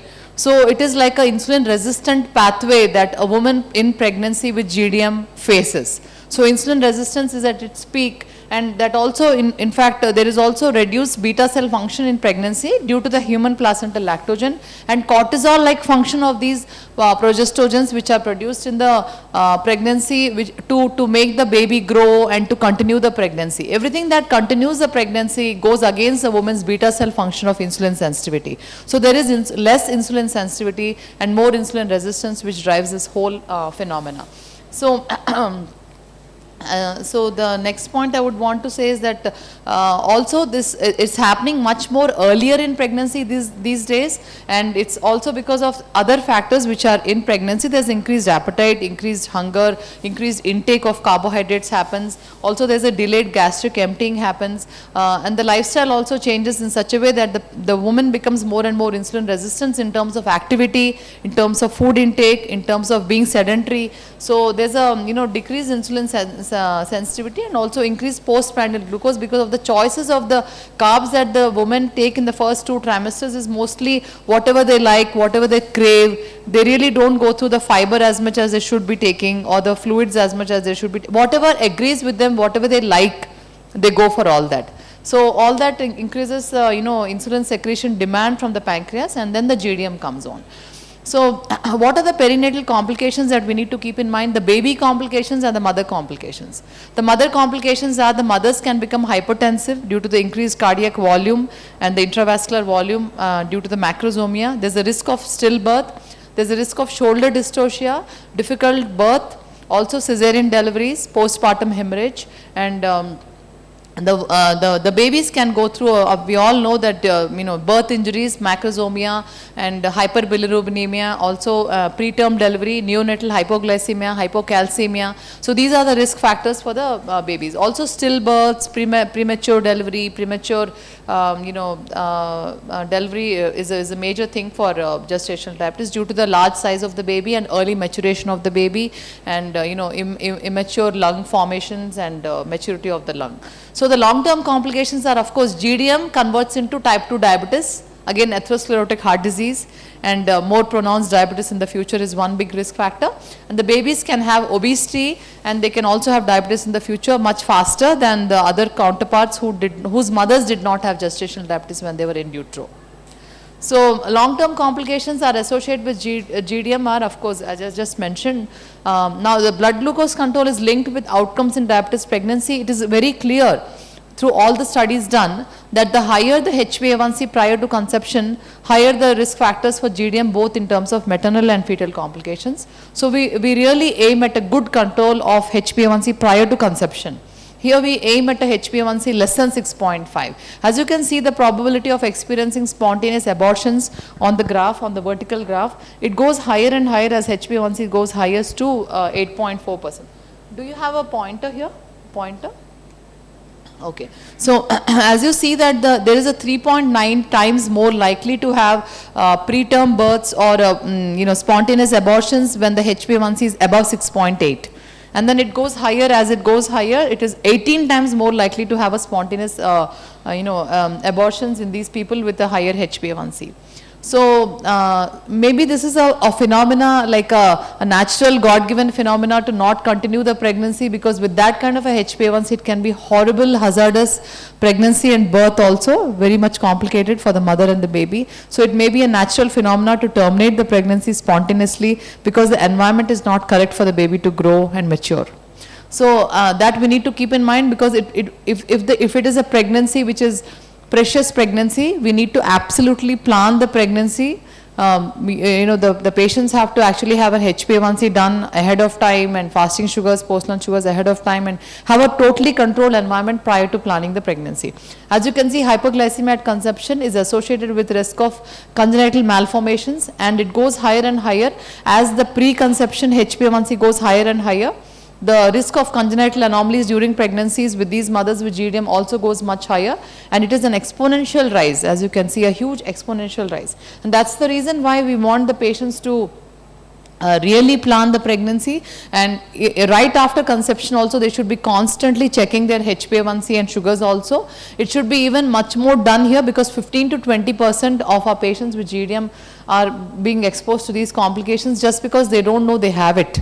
They're never tested. The doctors don't test because the protocol is only after the second trimester. So the percentage of the preterm delivery versus third trimester HbA1c, as you can see, the complications again rise here, starting at the point of 6 to 7 to more than 7. If you keep the upper limit of the normal target as HbA1c 5.6, the preterm delivery rate is at least to certain extent about 20%, let's say. But if you bring the HbA1c control, higher, like an older target, 6.9%, which we all kind of say that HbA1c 6.5 is okay or 7 is okay, then the preterm delivery rate is much more higher. So, all these guidelines put together, they actually brought the preterm conception HbA1c target to much lower, like less than 6 as an ideal range. So hypoglycemia varies with gestational week in women with type 1 diabetes. As you can see, as the gestational weeks progress on, hypoglycemia reduces. The number of events actually are higher in the initial months of pregnancy or initial weeks of the pregnancy, because as the pregnancy progresses, the sugars actually start to drop and the insulin requirement also starts to drop. So severe hypoglycemia in pregnancy can be reduced with education and proper insulin treatment. By providing them a constant take-home message of checking your sugars and conveying to the doctor who's taking care of it. By using the gadgets such as CGMS, insulin pumps, and constant monitoring, subcutaneous insulin infusion pumps would be really helpful for our patients with, as Dr. Uzma Khan was mentioning, very good points in her lecture, was mostly directing to the delicate cases where the insulin delivery system needs to be established much more precisely. So how do you test? What are the guidelines for testing gestational diabetes is something I would go on.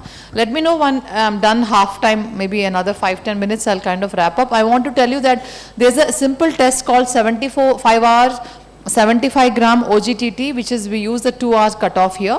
We can actually do our patients with early self-monitoring of the blood glucose if they have a high risk. Let's say they had one pregnancy earlier with a gestational diabetes or strong family history or overweight patient, sedentary lifestyle, late onset pregnancy of a more mature age. We can actually start self-monitoring right away as soon as they start getting, they conceive.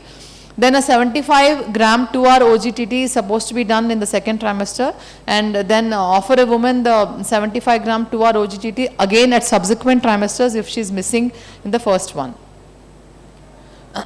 So this is how, when you screen, the screening recommendations vary depending on the birth weight and the because all these complications rise with GDM, and we want something much more stringent cutoff, and that's why HAPO study and the AD and IIDPGS, all of them are actually asking for a universal screening at 24 to 28 weeks gestation. It has now become a complete throughout the world phenomena to screen all our patients at the 24th week, but certain guidelines like NICE guidelines are still very loose and kind of, I would say conservative or laid back. That's the word, which is not correct for the Indian scenario, definitely. So the IADPSG and ADA 2020, the one-step strategy that they planned is at 24 weeks of gestation, do a 75 gram OGTT and fasting, and at 1 hour and 2 hours. Fasting should be 92, 1 hour is 180, 2 hours is 153. These are the cutoffs. We can absolutely remember them. 92, 180, 153. Anything goes above this, the lady has GDM. There's no question about it. So if we remember these, that will be just good enough for our screening procedure. But a two-step process has been recommended by ADA 2020 guidelines. One is in women who are not previously diagnosed with overt diabetes, do a 50 gram GLT, which is non-fasting. Just give them a 50 gram glucose and check the plasma glucose 1 hour later. If it is more than 140, then go for the 100 gram OGTT in a full process. In that, you would want them to come fasting, and the fasting should be less than 95, or 1 hour 180, 2 hours 155, and 3 hours 140. So this is a little long procedure and two-step procedure recommended by ADA in the US. But in India, it doesn't work like that. DIPSI guidelines, GDM screening and diagnosis, they mentioned that women belonging to a high-risk ethnic population require universal screening standard. You could do this at any time of the pregnancy, but definitely at 24 weeks must be done. And 75 gram GCT with a single, PG at 2 hours is enough. More than 140 is GDM. And more than 120 is pre-GDM, which is basically decreased gestational glucose tolerance, or pre-GDM I would call. So first trimester, if it is negative, go for 24 weeks again, and if it is negative, go for the third trimester again. So we need to check these ladies much more often in the Indian scenario. So once the procedure is feasible, economical, simple in the Indian scenario, and it does not need a fasting sugar. It needs just a random 75 glucose tolerance. So that's how they designed the DIPSI, really designed it very well, and DIPSI's guidelines very much match with the IDF and WHO guidelines. So we adopted that for India, because in India we want something simple and something straightforward and something very, very practical, for our genetic tendencies here. So, glycemic targets in pregnancy, sorry, they have given in millimoles, but if I convert it into milligrams, fasting is 95, they are saying, and 1 hour is 140, and 2 hours is 120. I generally in my practice use fasting as 90 cutoff, 2 hours 120, 1 hour 130. And I stick to that, because the results are very, very promising in that. And we need to check these patients every 1 to 2 weeks as per the guidelines. And when they are stable, normal values, less frequent monitoring is acceptable. But I do not accept anything less frequent. I do not accept anything more than 4 to 5 days in my practice, because out of pain, through pain, I have learned that this population is a bit different. They are much more insulin resistant and much, much less insulin sensitive.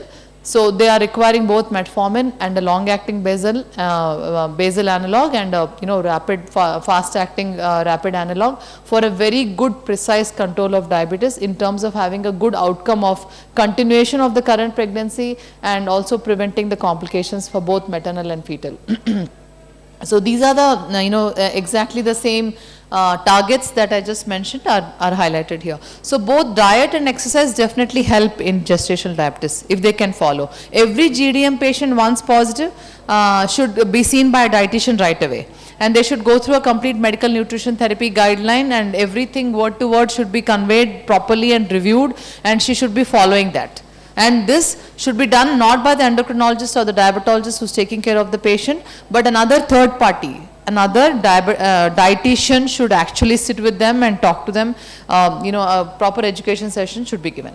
So that is the antenatal care, and the weight should not be increased so much. So there's a guideline for the weight also to carry on. Based on the weight also, the dietitians actually give them a plan.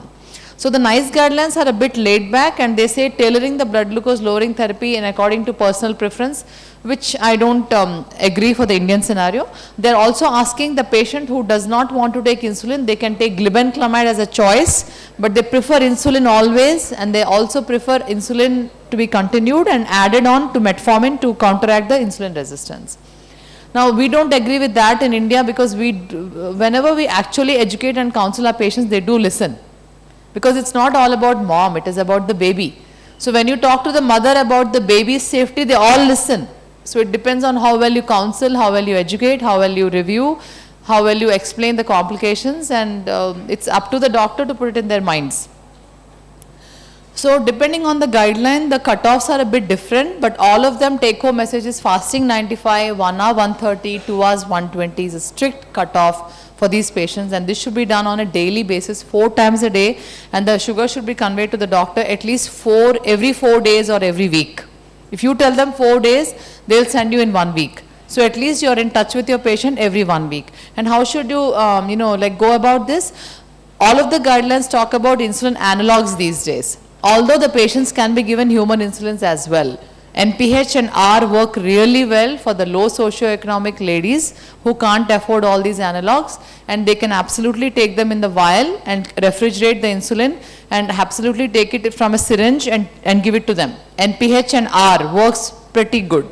But NPH works only for 8 hours. So when you want to give NPH to these patients, any N preparation should be given every 8 hours. So it should be given at 6 a.m., 2 p.m. and 10 p.m. And R should be given before every meal. So R should be given before breakfast, before lunch, before dinner, before evening snack. So there will be 4 R and 3 N. So there will be 7 injections overall. And it will be a very cumbersome procedure to keep pricking with those syringes from the vial. So tell them that this is going to be a very cumbersome procedure. You're going to deal with this for another 3 months or 4 months or 6 months. So please spend the money and get a basal analog for 1 time a day and a rapid analog for 3 times a day. So convince them, this will be much easier for you. So all the guidelines talk about basal analogs, and there's only one basal analog which is FDA approved, US FDA approved. This was in 2012 April, which is Levemir, Levemir by Novo Nordisk. All the other insulins, NPH comes in various preparations and we can give them, but they're all up pregnancy category C, which is glargine, the biosimilars, and insulin degludec. All of these are category C. So we can't, you prefer a category B, which would be Levemir or NPH. So the other rapid analogs can be given absolutely, which are all category B are Aspart, Lispro, and the ultra rapid acting, which is Fiasp, the very fast acting Aspart. Now the Glulesan, which is Epidra from Sanofi Aventis, is again category C. You could give it, category C and B are also kind of, both are risky, you could give it, but we prefer category B over C. So that's what I want to mention here. So the insulin varies during pregnancy. Initially, as soon as they're diagnosed, they are not so much insulin seeking. It is more of a medical nutrition therapy and metformin, and some basal analog has to be given or a rapid analog has to be given, but the requirement just goes higher and higher as the pregnancy progresses. And it keeps going to the very much, to the 3rd trimester, it goes really to the peak. And again, once they're ready to deliver, the ladies are ready to deliver in the last 1 or 2 weeks, again it comes down. So we need to reduce the insulin to prevent hypoglycemia here. So all the doctors who take care of GDM, they know this pattern very well because they have been observing their patients. So as I just mentioned, the category B, fast acting insulin aspart, ultra fast acting, the insulin aspart, insulin lispro can all be given as a rapid acting analog before the meals. So this will go on a basal bolus therapy. A basal analog to be given at bedtime and a bolus rapid fast acting analog to be given before every meal. This will be a very precise insulin management for our patients with gestational diabetes. Here you do not deal with mixed insulins. So I salute all the doctors who deal with that pre-mix, Mixtard, human Mixtard or Novo Mix. It's very, very hard. Because once you increase your premix in the morning, what do you see? You see a low sugar after lunch or prior to dinner. And if you increase it, and if you don't increase it, your post breakfast will be high. You can't target a 120 2 hours later. Let's say if the lady wants to have much more carbs or she's having much more insulin resistance and you want to treat it with insulin, more insulin for a rapid acting need, you can't adjust the premix. So in pregnancy, premix doesn't work as efficiently. It can work. It is easy to give in two times a day, but it does not bring the target goals, into your hand. So I do not prefer premix in pregnancy. Never. Never, never, never. At least in my practice, it never happens. But some doctors actually do. And I congratulate them and I have great respects for them because it's challenging.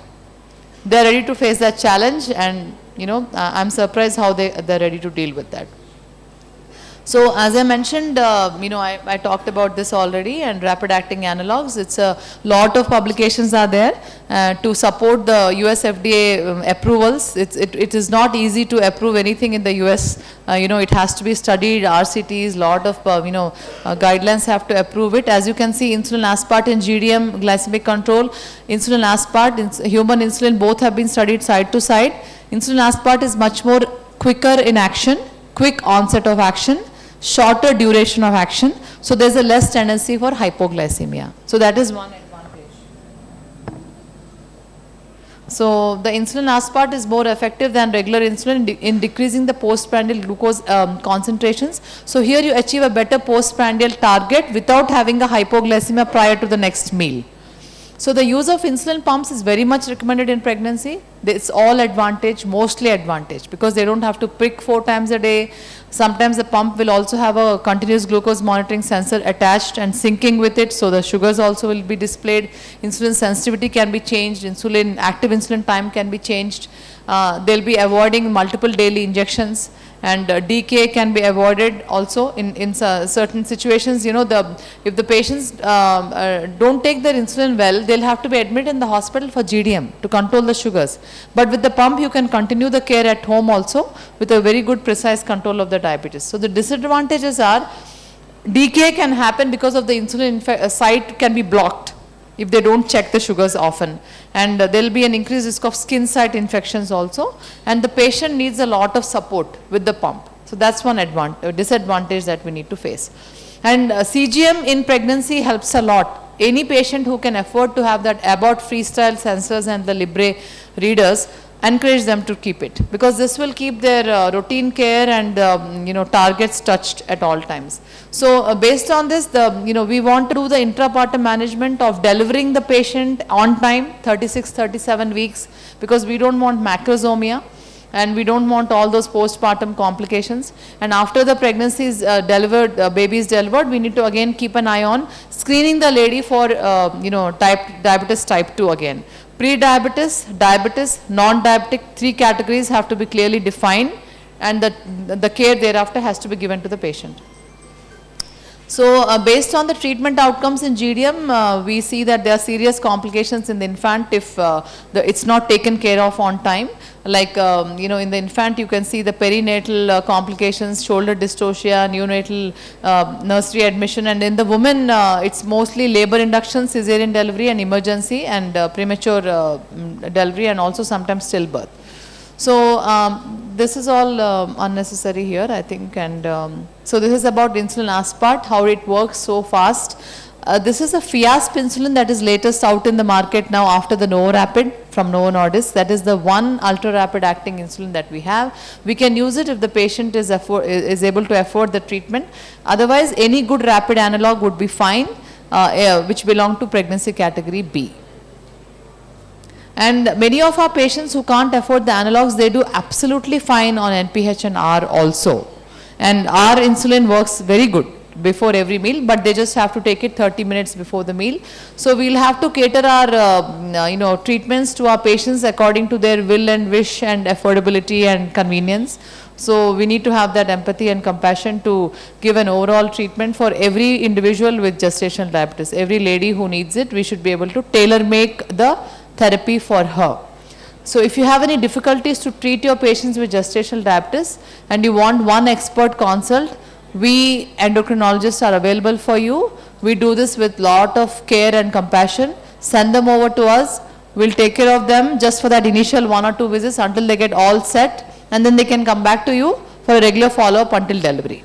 We also teach you or guide you or support you of how to take care of them, because there are a lot of GDM patients and just endocrinologists can't do it. Every doctor should be able to take care of them now. And that's the reason this master class has been arranged by Dr. Ravi tonight. So most of these patients would need, how do you start the insulin? 0.7 to 1 unit per kg body weight if the patient is in the normal BMI. A bit more, 1.25 units per kg body weight if the patient is overweight. Sometimes 1.5 units per kg body weight if the patient is obese. Along with metformin right from the beginning. Divide the doses into 2. Basal is half, rapid is the other half. Basal should be given all in one half at bedtime, and bolus should be given in 3 divided doses 3 times a day. So let's say it's a 100 kg pregnant woman. She would need almost 100 units, 0.7 or 70 units, let's say, 0.7 units per kg body weight, 70 units. 30 units Levemir at bedtime, the rest of the 30 units divided by 3, 10 units of Fiasp before breakfast, lunch and dinner. That's how you should be starting the patient on. And then follow up and then add metformin. If there's no GI side effects, continue the metformin. Always add a full dose, 1000 mg twice a day, metformin. 1000 mg full dose twice a day. Because pregnant ladies actually tolerate metformin very well. You will be surprised to see that metformin is very well tolerated by pregnant women. Much better than the non-pregnant guys. So try it out, you'll know, you'll have very good pleasant surprises and you'll actually enjoy the good care of the sugar that the patient is going through. So dosing and titration should be done every 4 days, and basal, if the fasting is less than 70, reduce the insulin to -2 in the basal. Postprandial less than 90, reduce the preprandial rapid to -2, but if it is more than 4 points above your target for the next 4 consecutive days, increase the insulin to 2 points every 4 days. So this is a titration given by the guidelines and you can absolutely follow this. This works very good practically also. I do the same. I do the same in my practical day-to-day practice. So this is a physical activity in pregnancy. Of course, physical activity is very helpful, and overall physical activity, if the girls are active, moving around, if they're working ladies or they go somewhere to work, or they are like, manual laborers or teachers, or, people who require to walk in their profession, like architects or builders or planners. All the sedentary, like doctors and most of them will be sitting, IT engineers and all. But others all, whoever walk, they have found less risk for GDM in terms of complications of GDM, in terms of insulin requirement, in terms of, birth complications and all that. So encourage your women to be active even during pregnancy. Encourage them to consume more fiber and encourage them to keep a limit on their weight, and encourage them to check the sugars regularly. Encourage them to use all these latest gadgets that we have available, the insulin pump, the CGM sensors, and reporting to the doctors on time. Always have an open line of communication. The lifeline between the doctor and the patient is some sort of communication, WhatsApp or SMS method or email method or app or something, or an assistant who works with you vigilantly. You need to keep an eye on your GDM patients very, very regularly to boost the confidence, and so that she sticks to the treatment and she gets the good outcome. This is no joke. GDM is not a joke. If our patients fail in their birth or during their complications, it not only hurts their life and the baby's life, it hurts the entire reputation of the entire ecosystem of your practice. So GDM has to be taken seriously, and it has to be worked on very, very ethically, compassionately, and with lot of dedication. So other things in COVID, we should be able to adopt. In the COVID, we adopted telemedicine, we adopted home delivery, we adopted home blood draw, home medications, counseling on the phone, diabetes consultations on the phone. All that can be applied to GDM patients even in the non-COVID times. Very much, we are pro at it now, and we can carry this forward. Okay, and make sure that our women with pregnancy already had their flu vaccine, COVID vaccines, and they follow all the protocols.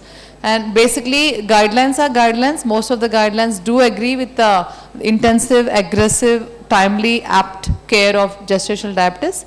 In India, it's a bit different. We need to be much more vigilant. And I think all doctors do a great job for this huge population of GDM in our country. And I should congratulate every one of you for a very good outcome in India. And I'm very proud of all the doctors here. We are still here to help you. Thank you for listening.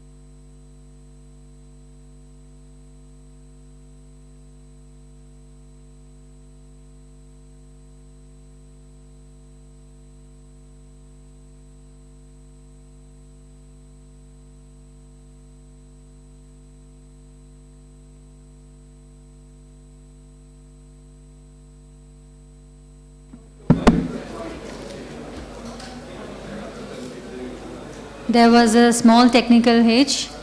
I would like you all, thank you for audience for your patience. I would like the next speaker, Dr. Nagesh sir, to come over the stage for the next presentation. Few lines for his introduction. Dr. Nagesh sir, he is MBBS, MD, DM, endocrinologist, and he's renowned in his capabilities. He will, I think, introduce himself once. I would like him to come over to the stage. His topic for today's discussion is diabetes in children and adolescents, diagnostic considerations and treatment approaches.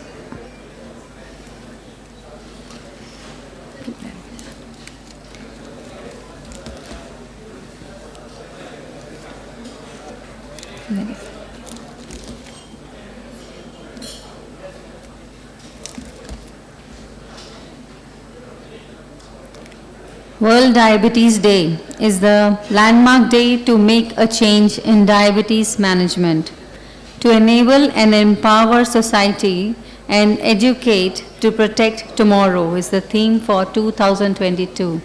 So we are heading towards the next decade, looking into the scenario, present scenario.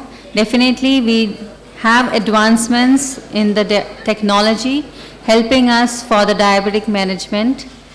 And we have to check the young generation also suffering with type 1, type 2 diabetes.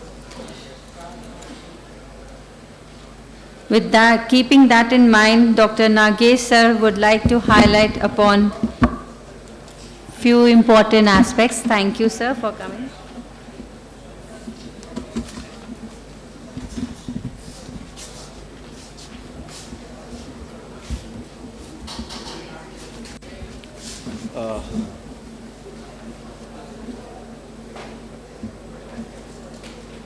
Started out.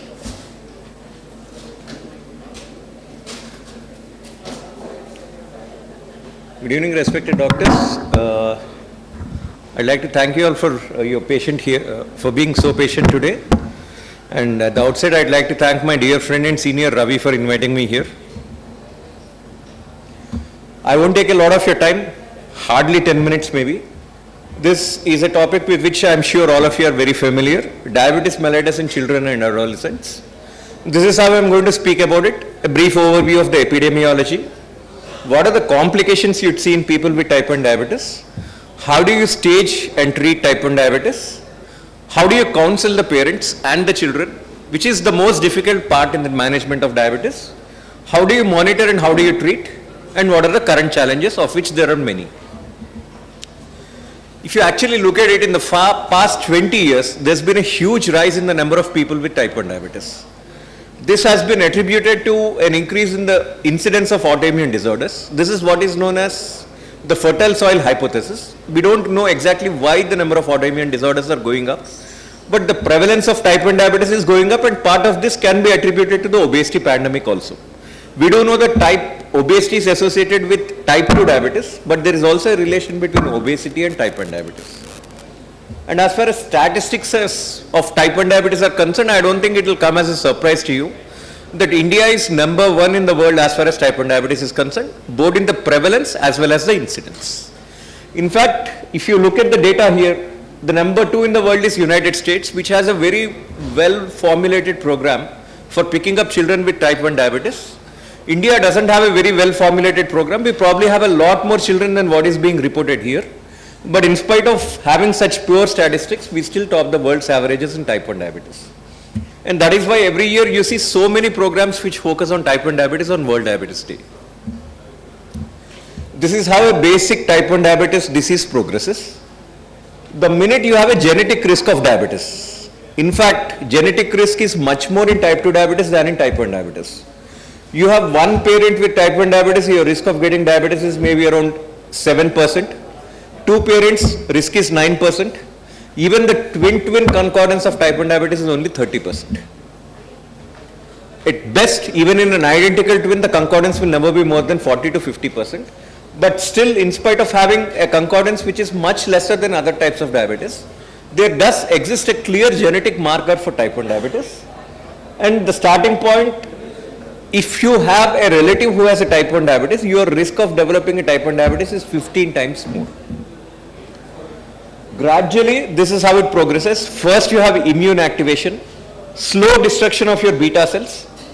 Gradually, you develop a single autoantibody. You got multiple autoantibodies. You must have seen this graphic many times. IAA, IA2, GAD65, zinc transport rate. There are multiple antibodies in the management which are used for the detection of diabetes. First, you develop one antibody. Then you develop two antibodies. It is at this stage that many people start slowly seeing a decrease in their beta cell function. Then you start developing slightly higher blood glucose levels. Then you reach the stage 3, which is where you have the clinical diagnosis. More often than not, children present with DKA. Even I have got one study which has actually told us that more than 50% of people even today in India present with DKA. The other 50% will just present with osmotic symptoms. It is almost impossible to do a casual diagnosis of type 1 diabetes. They will always be symptomatic because of very high blood glucose levels and the sudden transition from a euglycemic state to a hyperglycemic state. And then you have a frank stage 4 of long-standing type 1 diabetes when more than 3 antibodies will be positive. But to be very fair, you don't actually need antibodies for the diagnosis of diabetes because when a child presents or an adolescent presents with high blood glucose levels, ketosis, acidosis, for all practical purposes, he has type 1 diabetes. Very rarely you might meet a situation where somebody with insulin autoantibodies or WNT3 mutations or somebody can present with GLIS3 mutations can present with a clinical picture similar to type 1 or insulin gene mutations can also present with this picture, but the treatment remains identical to type 1 diabetes. I think this is one area which is neglected in a lot of our patients. I have seen two patterns of investigations in people with diabetes. Pattern 1, when people write a diagnosis, everybody is investigated for renal complications, neurological complications, micro and macrovascular complications. Pattern 2, when they are never evaluated. You have to understand that unlike in type 2 diabetes, it is very unlikely that a child presenting with type 1 diabetes would have developed nephropathy or would have developed retinopathy or hepatic complications. It takes some time before this evolves. The median time recommended by ISPAD and IDA is 3 years to 5 years. Between 3 years, for the first 3 to 5 years, you don't really need to check for diabetic retinopathy or diabetic nephropathy. It's only after that that you need to check. But after 5 years, the checking is identical to what you'd see in people with type 2 diabetes. Check them for all complications. At diagnosis, the only test you'd perhaps have to do is test them for hypothyroidism. Because up to 30% of people with type 1 diabetes can perhaps present with hypothyroidism because of autoimmune polyglandular syndrome. You have one autoimmune disease, your chance of having a second autoimmune disease is much higher. And if you look at the incidence rates, at the end of 20 years of diagnosis of diabetes, almost every single patient will have retinopathy. A large majority of people with diabetes will have nephropathy. And most people who have had diabetes for a fairly long duration of time will end up with neuropathy. The complication rate in type 1 diabetes is much higher than what is seen in people with type 2 diabetes. One, because of the duration of diabetes, they get it at a much younger age. And second, because of the severity of hyperglycemia. And thirdly, because of the fluctuations in the blood glucose levels because of insulin use. As far as the staging of diabetes is concerned, this is something which we don't generally use and is only of academic interest. But this is how it goes. Stage 1. This is where we have only autoimmunity. The graphic I have shown you earlier, multiple autoantibodies, blood glucose levels are normal. Stage 2, this is an incipient stage, somewhat akin to the pre-diabetic stage you see in type 2 diabetes, but this is often almost never picked up in clinical practice because the transition from stage 2 to stage 3 is never more than 2 to 3 months. Because type 1 diabetes is something which develops in an extremely rapid manner. Stage 3 is what we call the frank new onset type 1 diabetes, presents with very high blood glucose levels, clinical symptoms and fits all the ADA criteria for the diagnosis of diabetes. This is the most important point in the management of diabetes. The very fact that we are celebrating World Diabetes Day on November 14th is because of the discovery of insulin. Before insulin was discovered on November 14, 1921, diabetes was an invariably fatal disease. Once it was discovered, the mortality has actually come down. You'd be surprised that one of the first recipients of diabetes who received bovine insulin all her life lived to be 95. Patients have a misconception that once somebody has had diabetes, they're usually relegated to having a life filled with pain and complications. It's absolutely normal to have a very good life in people with diabetes. It is an eminently controllable disease. This is something which most of our patients don't understand. This has a very good treatment. People keep looking around for cures for diabetes. This is a disorder which cannot be cured, but which can be absolutely well controlled. We have a very good treatment for diabetes. The treatment is called insulin. It doesn't matter what kind of insulin you are giving your patients, as long as you are giving them insulin, it works. Patients have to understand that you are at a point of no return. You cannot go back to a euglycemic state without treatment. You have to use insulin. You have to check your blood glucose levels daily. Once they have understood and they have reached a situation where they accept this, it is very easy to manage diabetes. And without checking your blood glucose levels, it is almost impossible to treat diabetes because it is somewhat akin to driving your car without headlights on a dark night. You don't know where you are going, you cannot drive. You don't know what your blood glucose levels are, you don't know how much insulin you are going to give. And this is where management of diabetes is very important because they listen to everybody except the doctor, every WhatsApp forward, every news report and everything, because these people offer them something which we are not offering them, and that is a cure. Unfortunately, we cannot offer a cure in diabetes. We can only offer them counseling, treatment and control. This is one aspect about which we have to be very clear with patients, and a lot of patients confuse the remission phase. Initially, after the very high blood glucose level seen at diagnosis, for a year and a half, there is some amount of immune recovery. The beta cell function improves. Patients actually assume that this phase is when the blood glucose levels actually come down and the patients can be cured of diabetes. We have to tell them that this is not going to happen and they're going to revert back to high blood glucose levels. We have to be very clear about this. More often than not, it helps if you have a good type 1 diabetes center which has a psychiatrist attached to it. In case you don't, at least refer them to a counseling center or a psychiatrist or a psychologist who can deal with the problems of type 1 diabetes. Because these people, the children, the parents of people with type 1 diabetes actually require a huge amount of psychological counseling. There have been multiple studies on the psychological trauma. In fact, the only people who are well adjusted in a family of type 1 diabetes are the siblings of people with type 1 diabetes. The rest of them actually have a lot of emotional trauma. This aspect of counseling, we have to be very careful. We have to be mindful about their cultural sensitivities, the financial problems of the patient, and the growing needs of a teenager who thinks he is different from the rest of his peers because he or she has to take 3 or 4 injections in a day. This is something we have to address. And the other problem which we face in the management of a lot of people with diabetes is monitoring.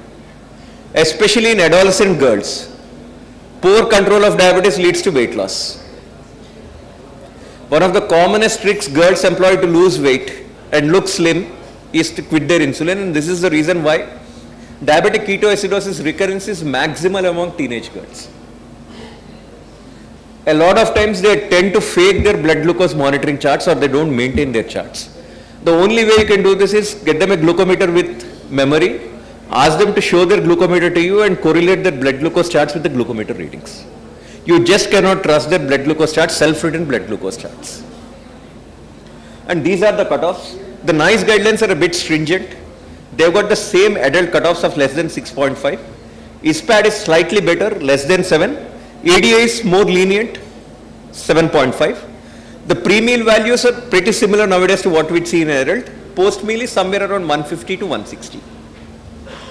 This is where we've actually changed in diabetes management. As CGMS has come in the management of diabetes, we've started looking at something known as time in range.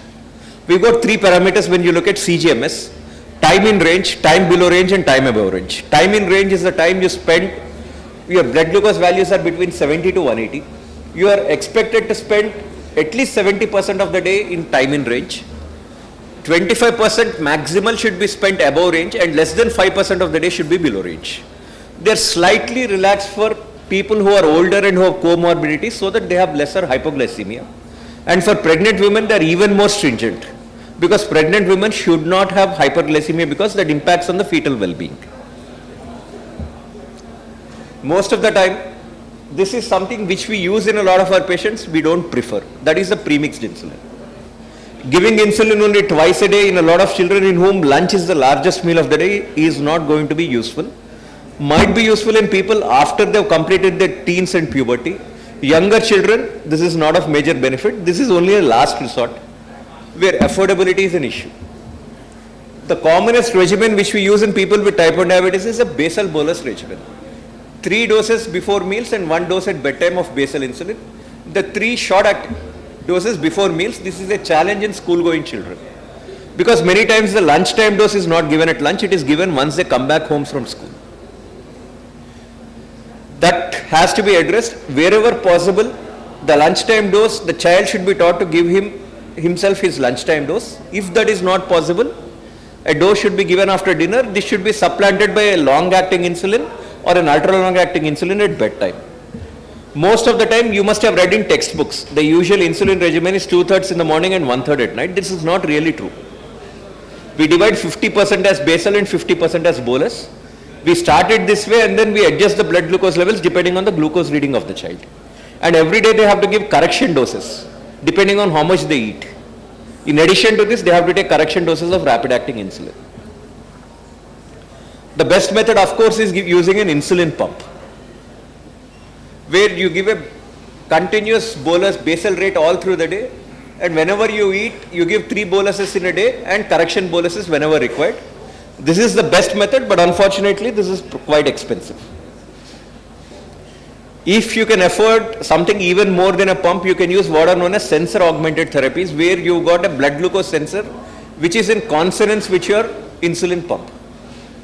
The blood glucose sensor checks your blood glucose values, and the more advanced artificial intelligence enabled pumps can actually adjust your pump values and adjust your infusion rates depending on the blood glucose values. These are quite expensive. You have real-time sensors which can give you the actual blood glucose values. You also have you must have seen this Freestyle Libre, right? Freestyle Libre and Freestyle Libre Pro.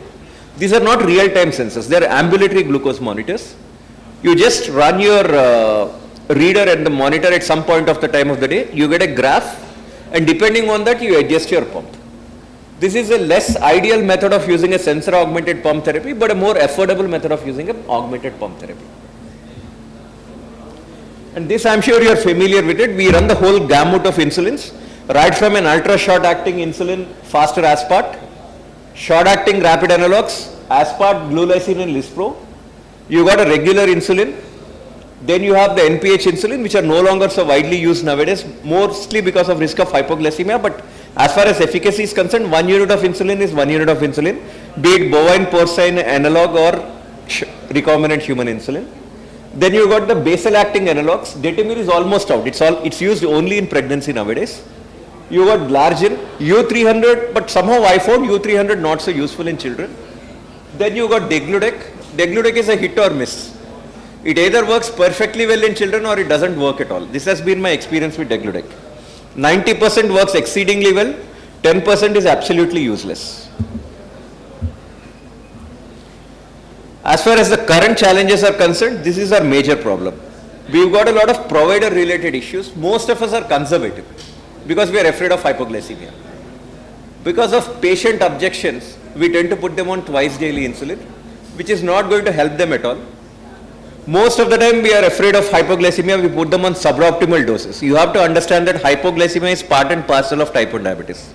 You cannot manage type 1 diabetes without getting a hypoglycemic episode. Hypoglycemic seizures are also part and parcel of type 1 diabetes. You have to live with that. These seizures in the short term are not usually dangerous. You have to explain to them, don't increase the doses too much, but don't be apprehensive or circumspect about increasing the doses of insulin. The only thing which will prevent hypoglycemia is regular monitoring of your blood glucose levels. And most of the time we don't screen these children for complications. I have rarely if ever come across children with type 1 diabetes who had a retinal screening. Start doing it 3 years after the onset of diabetes, you got clear-cut guidelines on this. And also screen them for other autoimmune disorders. The commonest one which we generally use is hypothyroidism. Rheumatological disorders are somewhat common in people with type 1 diabetes. Contrary to what we see in North India, you don't see celiac disease in South India. In all my years of type 1 diabetes, I have seen only one case of celiac disease in type 1 in 10 years. I even had a paper on this. Out of 221 cases, I had only one case of celiac disease. So celiac disease is usually a non-issue. In case you find a type 1 diabetes with celiac disease, more often than not, they are of North or West Indian origin. South Indians having celiac disease is pretty uncommon. Even the national statistics will actually attest to this fact that celiac disease is uncommon. As far as patient-related issues are concerned, I don't think I have to tell you about this. They don't comply with SMBG. Rarely if ever will you find a patient who uses SMBG. They do not have awareness about diabetes. They do not have awareness about the importance of controlling their sugars now because they are young and they don't realize the complications of diabetes. And they have fear of side effects, especially hypoglycemia. Fear of weight gain is much more common in adolescent girls rather than in boys. To conclude, the most important thing is type 1 diabetes is not a life-threatening disorder. It is a difficult disorder, but it is not dangerous. It is not life-threatening. As long as you get a significant amount of commitment from the patients, the family, and the treating physician. We are right now the world's leading country as far as type 1 diabetes cases are concerned, and as our networks are going to get stronger, the number of cases are only going to increase because even today we are still under-reporting a lot of our type 1 diabetes cases. As far as treatment is concerned, we have to tell our patients not to get too carried away by all those reports which they have studied in the newspapers about surgeries, pancreas transplantation, stem cell therapies and gastric resurfacing. We have only one treatment for diabetes right now, and that is insulin, which is an excellent treatment if applied in an appropriate manner. We've had a huge amount of progress right from unpurified canine insulin, which was the first insulin, to using an ultra short or an ultra long acting insulin, and pretty soon we are going to have weekly once insulin. But it's up to the patients to make use of this progress, and it is up to us to enlighten them about this progress which is happening in people in the management of type 1 diabetes. That's it. And as far as management of type 1 diabetes is concerned, I'm sure all of you are managing it. If you have any queries, you have to understand that every patient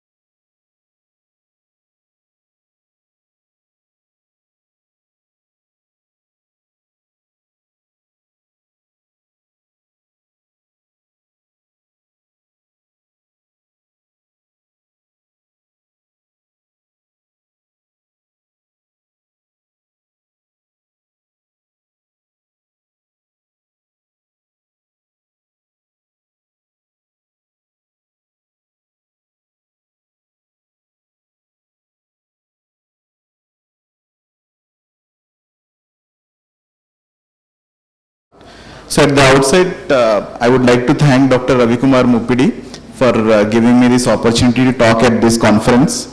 He has been a mentor, friend and a brother since in the last 1 decade.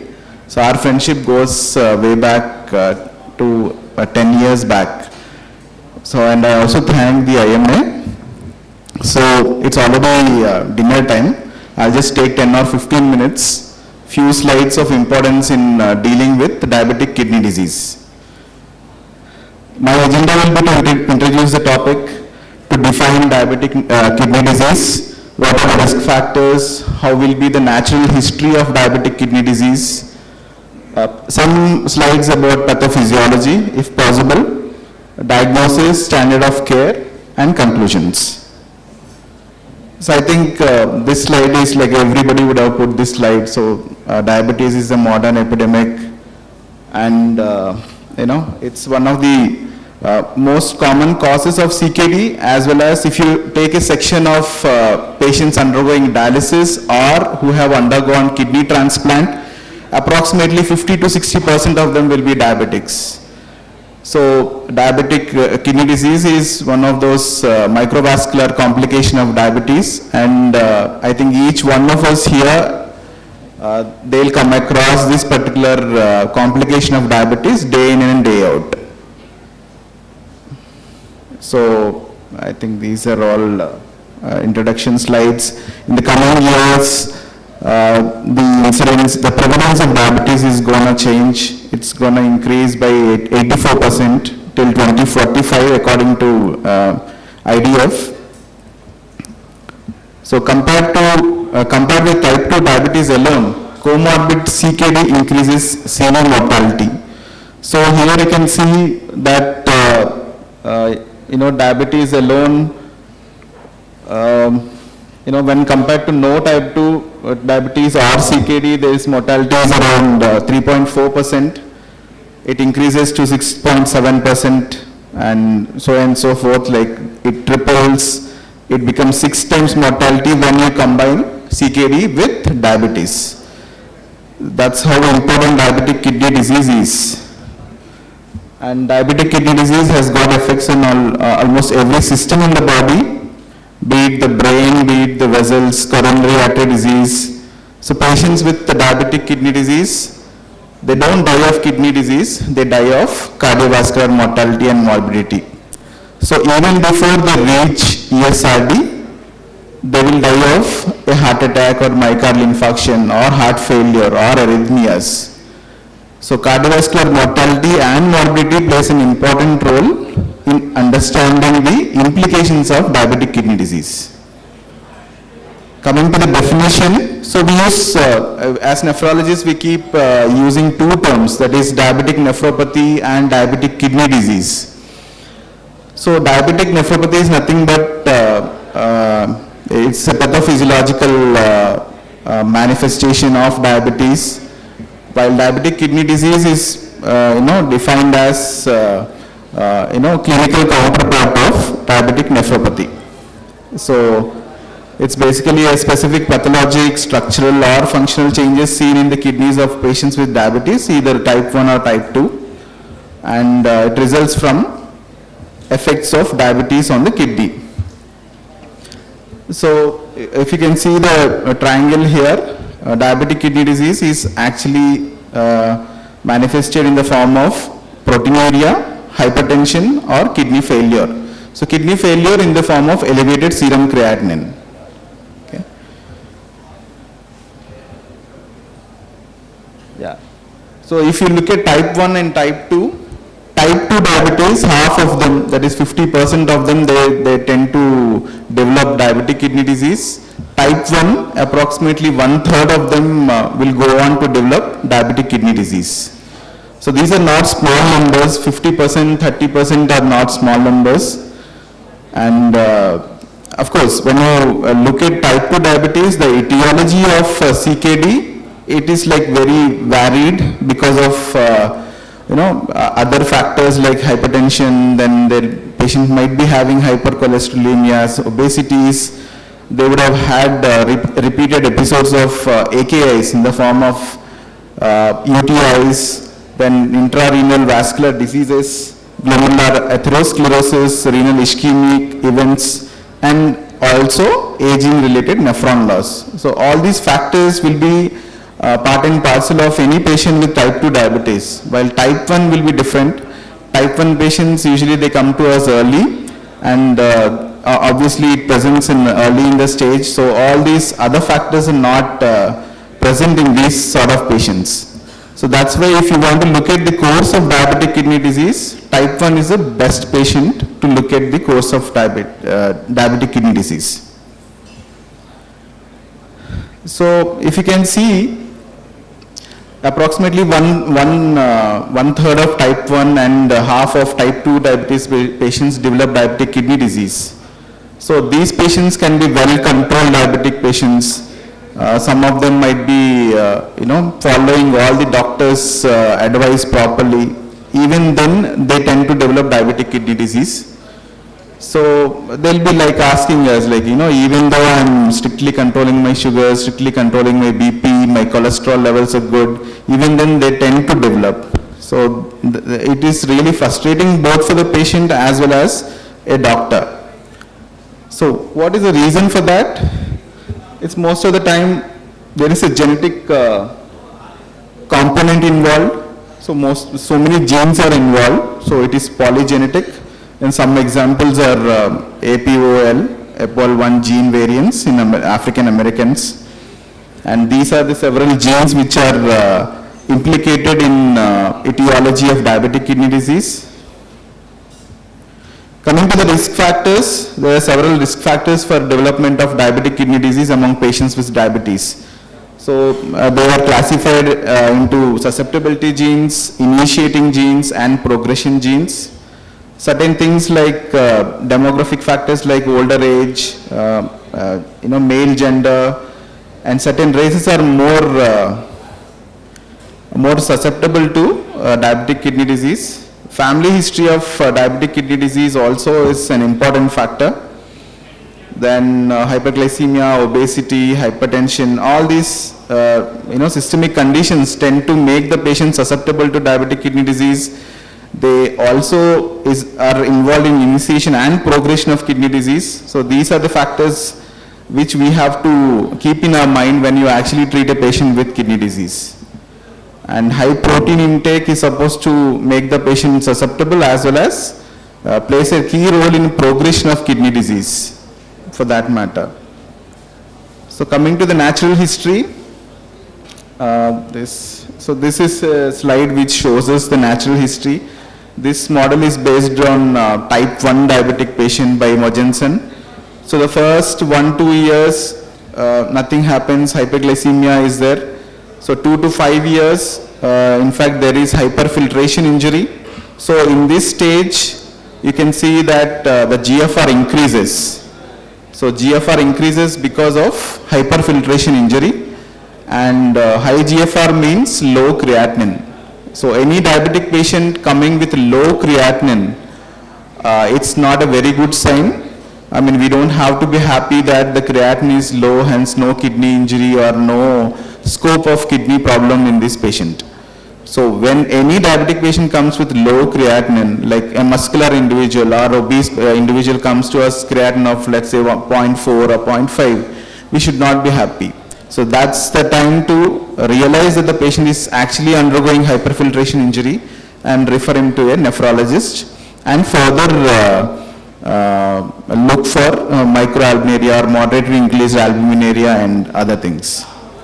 So after that, 5 to 10 years, the injury keeps happening. After 10 years, then there is hypertension ensues, then moderately increased albuminuria ensues, and further, changes in the kidney occur.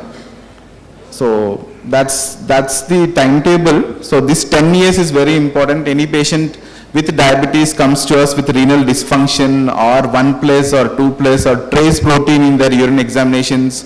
We tend to take history of how many years of diabetes, whether there is any diabetic retinopathy or not, get the eyes checked, and other microvascular as well as macrovascular damage or changes of diabetes are there or not.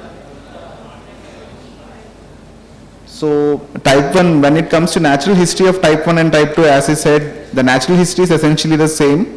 But then type 2, most of the patients come to us with a complication of type 2, while type 1 they come with ketoacidosis or high sugars. So in type 2, timing of diabetes onset is difficult to assess. So they may actually come to us with proteinuria and also a kidney failure in the form of elevated creatinine. And cardiac disease and death due to cardiac disease also, it's like very common among type 2 diabetes because they have multiple comorbidities in the form of hypertension, dyslipidemia, obesity and other things. So that's the thing. So recently this is a change.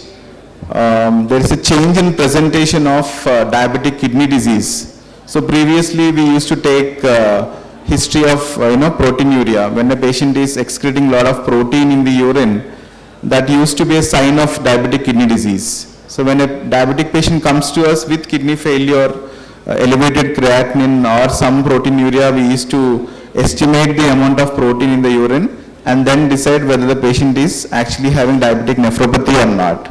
But there is like varied presentation. A lot of patients are now coming with only kidney failure in the form of elevated creatinine. They are not having much of albuminuria, and urine examination will be bland without any RBCs or protein.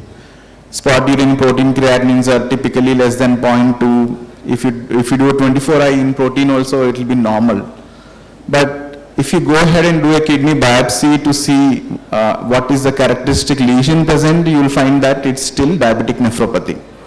So this is a change which is happening in the last 10 to 20 years, 1 to 2 decades. This is attributable to the fact that a lot of us, lot of GPs, lot of physicians at the peripheral level also, they have realized the importance of ACE inhibitors and ARBs in the treatment of hypertension as well as diabetic kidney disease, or for that matter diabetes. So this is the reason why the proteinuria prevalence has come down in DKD. Despite that, the patients tend to go to renal failure. So these 2 slides are for that. Coming to pathophysiology, I think all this this is pathophysiology stands true in any vasculopathy in diabetes, so I'm not going to go through all this. How do you diagnose diabetic nephropathy? So clinically, you'll have to look at the duration of diabetes and presence of diabetic retinopathy. Then eGFR estimation. How do we estimate GFR? Based on creatinine and presence of albuminuria. So diabetic nephropathy is identified by persistently high urine albumin creatinine ratio more than or equal to 30 milligram per gram creatinine. It's usually a spot sample. It's a very easy test. Every street has got a diagnostic center nowadays. Just a spot urine sample, preferably in the morning, needs to be given for albumin creatinine ratio. So if it is more than 30, then it is part of diabetic nephropathy. Then sustained reduction in eGFR less than 60 ml per minute. Again, all of us are having smart mobiles. We do have CKD EPI formula. So you can actually calculate GFR based on the creatinine, gender, age. Now the race of the individual is not very important. Previously race was important it was part of the formula, but now that has been taken out and a new formula has come up. So confirmation of albuminuria or low GFR requires at least 2 abnormal measurements at least 3 months apart. So this is important. This is like every time a patient comes with renal failure to us, we keep asking the duration of diabetes and presence of diabetic retinopathy. How is it important? So 95% of the patients with type 1 diabetes and diabetic nephropathy tend to have diabetic retinopathy. So any type 1 diabetes patient comes to us with renal failure, we ask for diabetic retinopathy. If it is there, most of the time it is diabetic kidney disease. So absence of retinopathy in these group of patients may imply a diagnosis other than diabetic nephropathy. While type 2, the concordant rates are not very good. It's approximately 60 to 65% only. So a patient with renal failure and type 2 diabetes, even though there is no diabetic retinopathy, we'll have to think about diabetic nephropathy. So this is like non-diabetic kidney disease. So we have to understand that patients with diabetic patients, they can have non-diabetic kidney disease. Not only diabetic kidney disease, we have seen lot of patients having non-diabetic kidney disease, like approximately in our group of patients, although it is not published, it's around 20 to 30% of the patients tend to have non-diabetic kidney disease. So diabetic kidney disease, if it is diagnosed, what more a nephrologist can do? He can just add ACE inhibitors or DiabEase or statins, prescribe some diabetic medications or BP control. Other than this, there is no specific treatment for diabetic kidney disease. But if at all there is a specific kidney disease like IgA nephropathy or any of these diseases, reflux disease or primary glomerular diseases like vasculitis and all, they do have specific disease, treatment options. So when do you actually suspect non-diabetic kidney disease? So that is one absence of diabetic retinopathy in type 1 diabetes, renal disease less than 5 years, less than 10 years, that is active urinary sediment, if there is progressive, there is rapid increase in proteinuria, rapid increase in creatinine, any patient with acute nephrotic syndrome, acute kidney injury, macroscopic hematuria. If all these features are there, any of these features are there, then you'll have to think about non-diabetic kidney disease. This is when we do a kidney biopsy and try to characterize the lesion and treat accordingly. So these are causes of end-stage renal disease in patients with type 2. Can be the first thing is always diabetic nephropathy. Non-diabetic renal diseases can be anything. Coming to the standard of care, I think it has been dealt with in a really extensive way in the previous talks. So for us, as far as diabetic nephropathy is concerned, we are not bothered about only the treatment of kidney disease, we are bothered about the whole patient.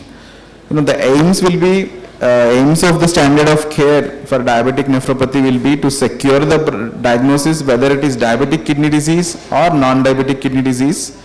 Most importantly, cardiovascular risk reduction. So as a nephrologist, I keep saying that for us, rather than the kidneys, the heart is more important. If the heart is not there, the patient is not there. Kidneys are not there, we have dialysis, we have kidney transplant, but heart is not like that. So cardiovascular risk reduction is a very important part of our management protocol. Renal risk reduction again. So glycemic goals, keeping in mind renal and cardiovascular disease, blood pressure control, initiate and sustain evidence-based pharmacological therapy. So risk factor modification, RAS blockade.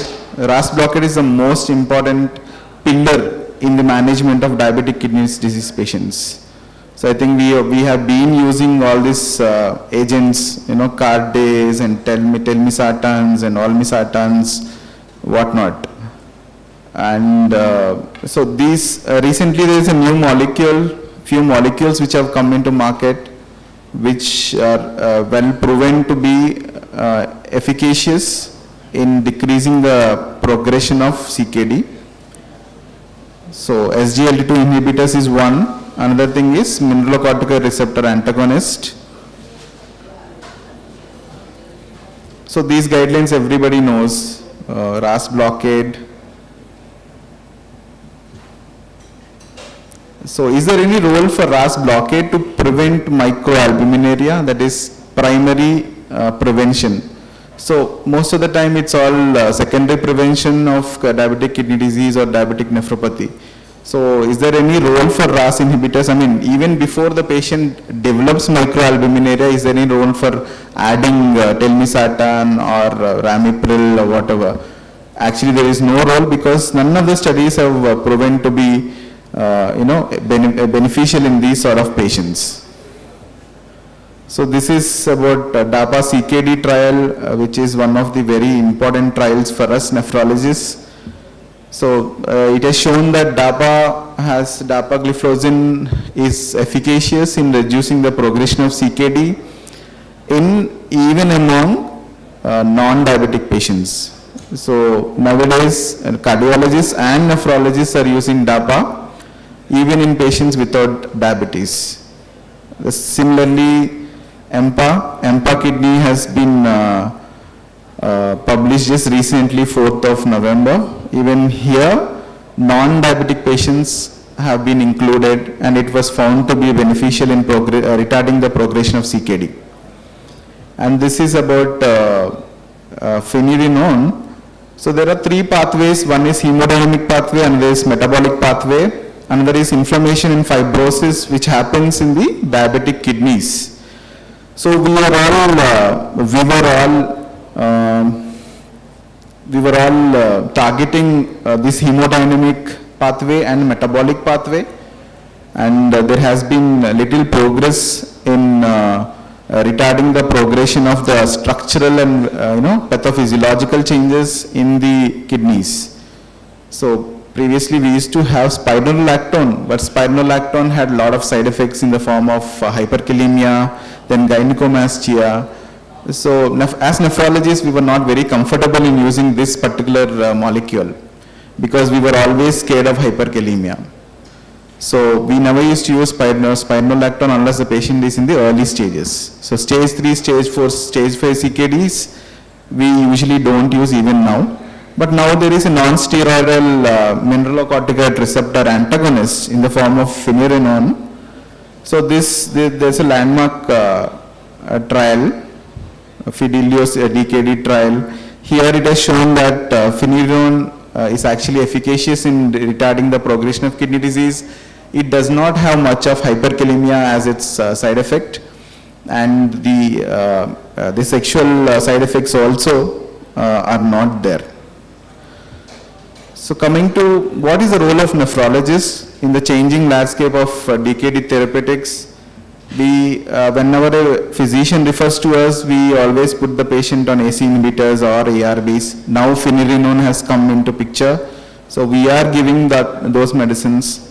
Apart from that, treat the complications that endocrinologists or primary care physicians may not treat, like hyperkalemia, or fluid overload, or CKD complications like anemia, things like that, where we give erythropoietins and other things. So that's where we come into picture, and we always look for the renal safety angle, efficacies of various agents, diabetic agents, and the dosing of anti-glycemic therapies, be it metformin, be it SGLT2 inhibitors or other drugs. So this was about the therapeutics in diabetic kidney disease. To conclude, diabetic kidney disease is the most important target of microvascular damage in diabetes, and diabetic kidney disease has an increased risk of adverse health outcomes and premature mortality. Patients have to shell out a lot of money. There's a huge burden on the state as well, on the governments as well. Providing dialysis facilities, providing medicines for kidney transplantation patients. So there's a huge burden. So if you want to reduce all this, we'll have to, get into the act and actually prevent diabetic kidney disease from actually happening. So sugar control, BP control with RAS inhibitors, they tend to reduce the incidence of diabetic kidney disease and slow its progression. Several agents, like several trials like DAPA CKD, EMPA kidney trial, Fidelio DKD trials, they have shown that there is significant strides towards the slowing of progression of the diabetic kidney disease. That concludes my talk. Thank you for your patience, and thank you.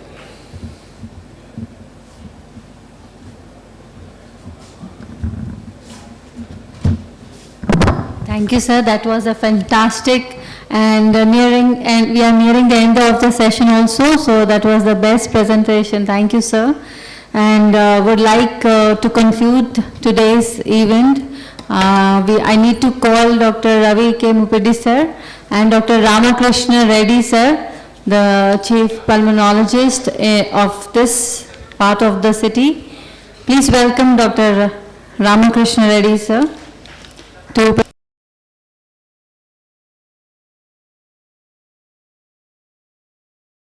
There is no clapping. I can't hear any clap. Where are the claps? Thank you so much. Thank you.